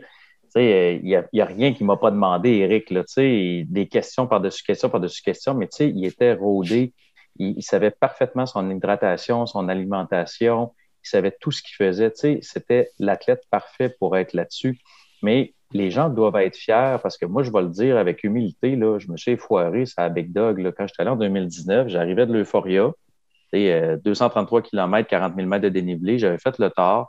J'avais eu un automne difficile avec le défi Everest, tout ça. Puis quand je suis arrivé sur la Big, c'est super chanceux, Laz t'a choisi. Hey, j'ai été malade, une infection, je sais pas quoi. J'ai commencé à vomir, à avoir la diarrhée à 12e heure, puis à 17, 18e heure, c'était fini. Tu sais, c'est pas bon comme résultat, 17-18 heures sur une backyard. Je n'ai pas refait depuis ce temps-là. Les gens, ils doivent être fiers. Il y a du monde de Rivière-du-Loup, là, avec des entraînements bien moins intenses que ce que j'ai fait, qui ont fait 20 heures. Fait que les gens, ils ont fait un dépassement, là. Je veux dire, quand tu approches de 12 heures sur une backyard, c'est 80 km. Puis quand tu arrives à 24 heures, 160, là, t'es ailleurs. Fait que ceux qui ont fait entre 14 et 24 heures, là, chapeau, les gens, il faut être super fiers, là. Je veux dire, moi, j'ai même pas fait ça, là. Fait que ça dépend de la journée de ta course. Puis je pense que les gens doivent avoir une super grande fierté d'avoir fait un backyard. C'est pas de mince affaire. Ouais, je pense que c'est le DNF le plus satisfaisant parce qu'on se rappelle que le gag aussi derrière la backyard, c'est que tous ceux qui ne gagnent pas, donc tout le monde sauf Éric Deshaies, a officiellement un abandon, un DNF. Et moi, j'ai adoré le fait que tu as poussé ça encore plus loin avec ton équipe pour la Big Wolf. La médaille était marquée DNF. Tu avais un T-shirt marqué DNF. C'était parfait parce qu'on s'entend un DNF, ça fait partie de la vie en ultra. Mais là, c'est une course où tout le monde DNF. Et j'ai adoré que tu pousses ça jusqu'à faire une médaille. J'adore ça. Je te le dis. Ah, ben c'est cool. Puis je pense que tout le monde a dit, hey, c'est le chandail que je vais être le plus fier de porter. Ben oui. C'est niaiseux. Là, il y a du monde qui le mettait à l'envers. Non, le DNF va dans le dos. Tu sais, c'est Big Wolf puis DNF dans le dos. Fait qu'au moins, quand tu te présentes, ton honneur est sauf un peu. Quand tu te vires de base, ça va moins bien, là, mais c'est comme ça.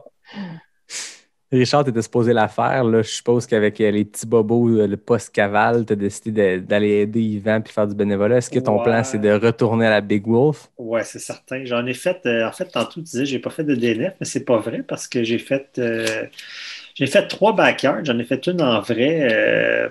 C'était en raquette en hiver, là, mais elle, je l'avais gagnée, fait que c'était pas un DNF. Mais j'ai fait la première grosse backyard, la Quarantine Backyard, là, qui était une petite course qui finalement se ramassait en 2000 personnes. Celle que Mike Warden a gagnée, là? Non, celle avant ça. OK, c'était l'autre d'avant. OK. L'autre d'avant, là. Puis celle-là, j'avais fait 25 heures.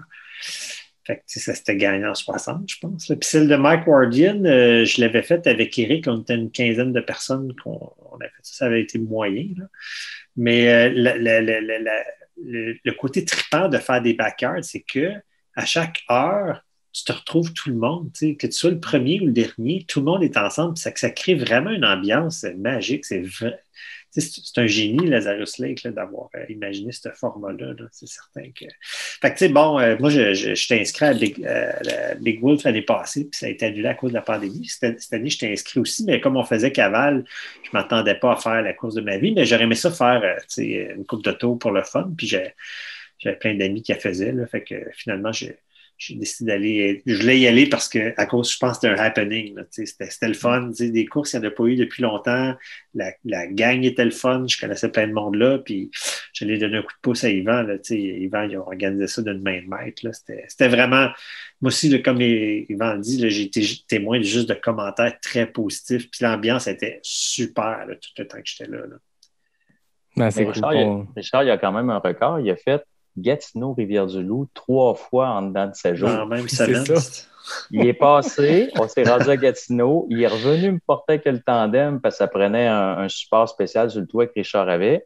Puis on s'est quitté, on s'est serré, disant on a de la misère à pas se voir. Puis là, c'est pas grave, dans 3 jours, je reviens. Dans 2 jours, je reviens. Ouais. Vous le savez, les boys, vous avez fait l'épisode. Quand on termine pas sorti du bois, il y a des questions avec l'arnaque, mais là, vous l'avez déjà fait. Je ne vous permettrai pas de réessayer de battre votre propre temps. On va faire mieux que ça. Quand j'ai reçu Julien Lachance, Joanie Desroches, un couple dans la vie, j'ai fait un quiz particulier. Quand j'ai reçu Christina et Pierre-Luc d'Ultra Lala Podcast, on a fait un quiz particulier. Custom. C'est un spécial couple. Je me dis, après avoir passé autant de temps ensemble, on va faire un spécial couple. Fait que j'ai 10 questions. Dont la réponse, c'est soit Richard, soit Yvan. Puis là, on va commencer avec Richard. Fait que Yvan, on n'est pas en vrai. Tu as juste à enlever tes écouteurs, chanter une chanson, chanter du YouTube dans ta tête. Tu n'as pas le droit d'écouter les réponses de Richard. Puis après ça, je vais poser les mêmes questions à Yvan. On va voir si tu as les réponses. Puis on va voir si vous avez les mêmes réponses. J'aime ça. Le pire, c'est qu'on a quasiment été un couple parce que la femme à Richard a essayé de me convaincre par 4-5 fois qu'après avoir passé 10 jours avec, c'était un dieu, puis j'allais vouloir coucher avec. Bon. J'ai confirmé que ma non-homosexualité, là, Mais ça, elle m'a dit, ça se peut pas. T'as dû avoir envie de coucher avec mon chum à quelque part dans le même temps. Puis tu le baissais que non, Marie-France, j'ai pas eu envie, je te garde. Fait que je te laisse enlever tes écouteurs, Yvan. Parfait. Donc, Richard, on est que toi et moi. T'es prêt? Il n'y a pas de vitesse, fait que c'est moins stressant que les questions éclairs habituelles. OK. Non, mais j'aime ça, le concept. Donc, qui a l'idée de cavale? C'est Yvan. Qui court le plus vite? C'est moi. Qui est le meilleur en vélo? Écoute, c'est moi. Là, je me sens comme vantard. Ben non, ça fait partie de la game. Okay. Qui chante le plus mal? C'est probablement moi aussi. Qui mange le plus de barnac? C'est moi parce qu'Yvan est allergique. C'est moi? Qui ronfle le plus? C'est moi, ça, c'est clair. Qui est le plus matinal? C'est Yvan comme big time. Là. Ouais. On a eu un exemple tantôt. Hein? Ouais. Qui s'est plaint le plus pendant la cavale? Ça doit être moi. Qui boit le plus de bière? Ouf! Ça, là, c'est pas mal égal. Mais peut-être Yvan, mais c'est pas mal serré, ça. Là. Et finalement, qui fait le plus de DNM? Ben là, c'est parce que moi, c'est Yvan, mais Yvan va dire que c'est moi. Là, mais c'est lui, c'est quoi? Ouais, c'est ça. C'est Yvan. Parfait. Excellent. Fait que Yvan, tu peux revenir. Je fais signe. Tu peux remettre tes écouteurs. Richard, je te demande d'enlever tes écouteurs. Je sais pas ce que je peux même pas écouter ses réponses. Ben non, tu peux les écouter, c'est vrai, tu as déjà répondu. Tu peux les écouter. J'ai déjà répondu. OK. Je sais pas ce que vous êtes dit, mais Richard, tu as hésité souvent. Je regardais l'image, là, tu étais comme ça. J'ai fait, d'habitude, t'es vite, là. Ouais, mais tu vas voir, il y a des questions qui sont pas claires. Tu es en train de dire que mes questions sont pas claires, Richard? Non, c'est pas clair la réponse. Les questions sont très claires. Yvan, tu vas voir ces 10 questions. Il n'y a pas de vitesse. C'est vraiment plus de voir si votre complicité s'étend jusqu'à vos réponses. T'es prêt? Je suis prêt. Qui a eu l'idée de la cavale? C'est moi. Qui court le plus vite? Richard. Qui est le meilleur en vélo? Richard. Qui chante le plus mal? Richard. Qui mange le plus de barnac? Moi, je peux pas en manger, fait que je vais dire Richard. Qui ronfle le plus? Richard. As-tu d'autres réponses que Richard, finalement? Qui est le plus matinal? Ah, ça, c'est moi. Voilà. Qui s'est plaint le plus pendant la cavale? Ça, c'est moi. Qui boit le plus de bière? Écoute, en arrivant à Gatineau, Richard en a avalé pas mal plus que moi. Je pensais pas qu'autant de bière pouvait rentrer dans un petit homme de même. Fait que moi, je dirais Richard. Et qui fait le plus de DNM? Ah, définitivement, Richard, c'est le DNM Master. Comment Yvan, sacramence? Jedi intergalactique. Non, il est plus drôle que moi, Richard. Man, on était vraiment les mêmes réponses, sauf à la fin. Ça vous fait un 7 sur 10, mais vous étiez 7 en 7 après 7 questions. Ouais. C'était pas stagé qu'il y a 5 réponses consécutives que c'était Richard. Je peux pas savoir vos réponses, mais 7 en 7 en partant, bon, ça s'est gâté sur la fin parce que ça a l'air que Richard pense que c'est plein, puis Yvan pense que c'est plus plein. La bière, Richard, tu voulais répondre les deux, mais il fallait répondre quelqu'un. Puis le DNM, vous avez seulement lancé les fleurs à votre compatriote de cavale, mais je pense que les deux, vous êtes des Jedi Masters. C'était simple de même, c'était juste pour tester votre petite complicité puis finir sur une note sympathique. C'est vrai, c'est vraiment bon comme idée. Écoute, ça permet de voir la complicité. Puis je tiens à dire que, bon, vous êtes peut-être un couple, peut-être que Marie-France, ta blonde Richard, avait des petits doutes, mais si on compare aux résultats de Christina Pierre-Luc et de Joanie Julien, je pense que vos couples respectifs sont safe. Ils ont eu plus que 7 sur 10, les deux. Fait que, voilà. C'est bon. Merci beaucoup à vous deux. C'était vraiment le fun de revivre cette cavale-là avec vous à travers vos récits, vos anecdotes, vos fous rires, vos histoires. Vous avez vécu de quoi, je pense, qui était à la fois extrêmement positif, très humain, vous en parlez avec humilité. Vous avez réussi quelque chose d'énorme, autant physique, là, je le dis, même si votre plan a changé en cours de route, d'avoir connecté, percé à Gatineau, c'est un accomplissement de fou, mais surtout d'avoir donné de l'argent, d'avoir ramassé de l'argent pour les maisons des jeunes, d'avoir inspiré les jeunes à dire, quand ça va mal, quand la vie te donne des citrons, fais de la limonade, puis on continue, on garde le cap sur l'objectif. Je pense que vous pouvez cocher beaucoup, beaucoup de cases dans vos objectifs, puis vous pouvez être fiers de ce que vous avez fait avec votre cavale. Puis, tu parles de ça, puis dans les petits trucs, je me rappelle une chanson de Zaz qui dit « N'est de vrai bonheur que celui qui se partage », tu sais. Je pense que tout ça, la mémoire vivante de ça, ça a été le partage puis le plaisir, le bonheur avec Richard. C'est ce qui fait que l'entreprise a été si intéressante. Puis tu sais, la destination du début à la fin, c'était le plaisir. On s'était dit, on veut avoir du fun. Puis ça a été accompli. Puis je pense que les gens devraient se créer leur propre projet pour avoir du plaisir puis le partager avec quelqu'un parce que sinon, ils te traitent des images, mais tu peux pas en discuter après. Donc, je pense que le plus beau, c'était ça. La preuve est qu'on vient de faire un maudit bon épisode. Hein, je le dis bien humblement parce que c'est vous autres qui avez jasé tout le long, mais ça donne de quoi de vraiment le fun de vous écouter, vous relancer. Puis je suis vraiment content d'avoir pu vous jaser. J'ai pas pu aller courir avec vous, c'était dans mes plans. Puis là, Zach ou Laurence ont écrit si vous voulez venir courir, vous pouvez pas parce que là, finalement, c'est que du vélo. J'ai pas de bicycle, mais bref, j'aurais aimé ça le partager avec vous le temps de quelques kilomètres. Là, finalement, je l'ai partagé le temps de quelques bières, hein, Richard. Donc, je suis très heureux de vous avoir jasé. Puis, moi, je le dis en primeur ici, moi, dès que les inscriptions du Big Wolf s'ouvrent, est-ce que j'y serai pour courir ou pour bénévoler? Dans tous les cas, je serai à Rivière-du-Loup, quelle que sera la date. Fait que, faut que tu y sois. Ah, c'est sûr, c'est sûr. De le suivre de loin, c'était autant un pincement au cœur parce que Yvan, on avait parlé ensemble, j'étais en vacances à l'extérieur, je ne pouvais pas, mais j'étais comme, ça a l'air le fun, cette Big Wolf backyard-là. Mais tous ceux à qui j'ai parlé, toutes celles à qui j'en ai parlé après ont l'air d'avoir trippé.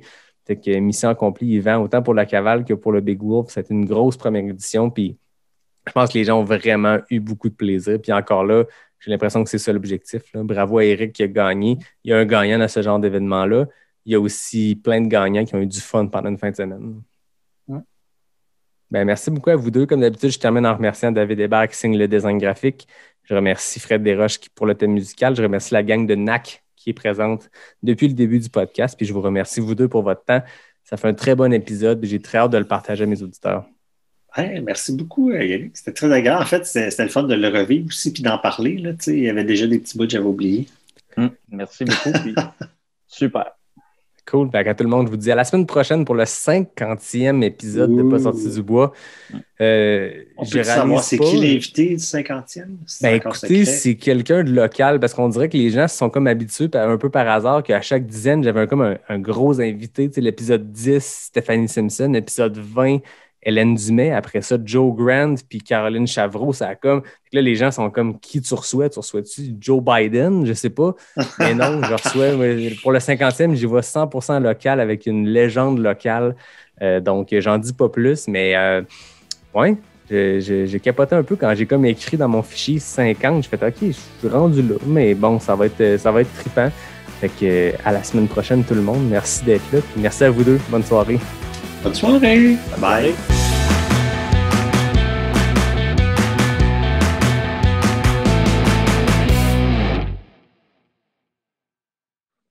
Yvan, tout le monde a de la misère à s'entendre. On va chicaner, je le sais. Tu pourrais te nommer comme si tu serais moi, puis moi, je ferais l'inverse. C'est bon. Oui, OK, je me présente comme Yvan, puis tu te présentes comme Richard, c'est bon. J'adore ça. Fait qu'allez-y quand ça vous tente. OK. Bonsoir, ici Yvan Lheureux. Et Richard Turgeon. Bienvenue à... Tout le monde en parle. Ben non, c'est une joke. On recommence.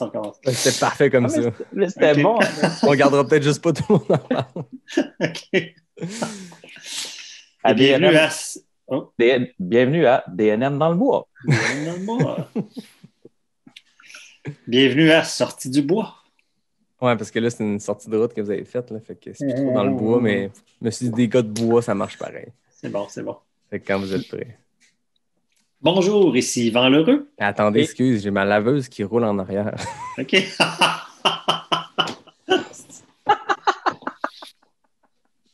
On n'est pas sorti du podcast.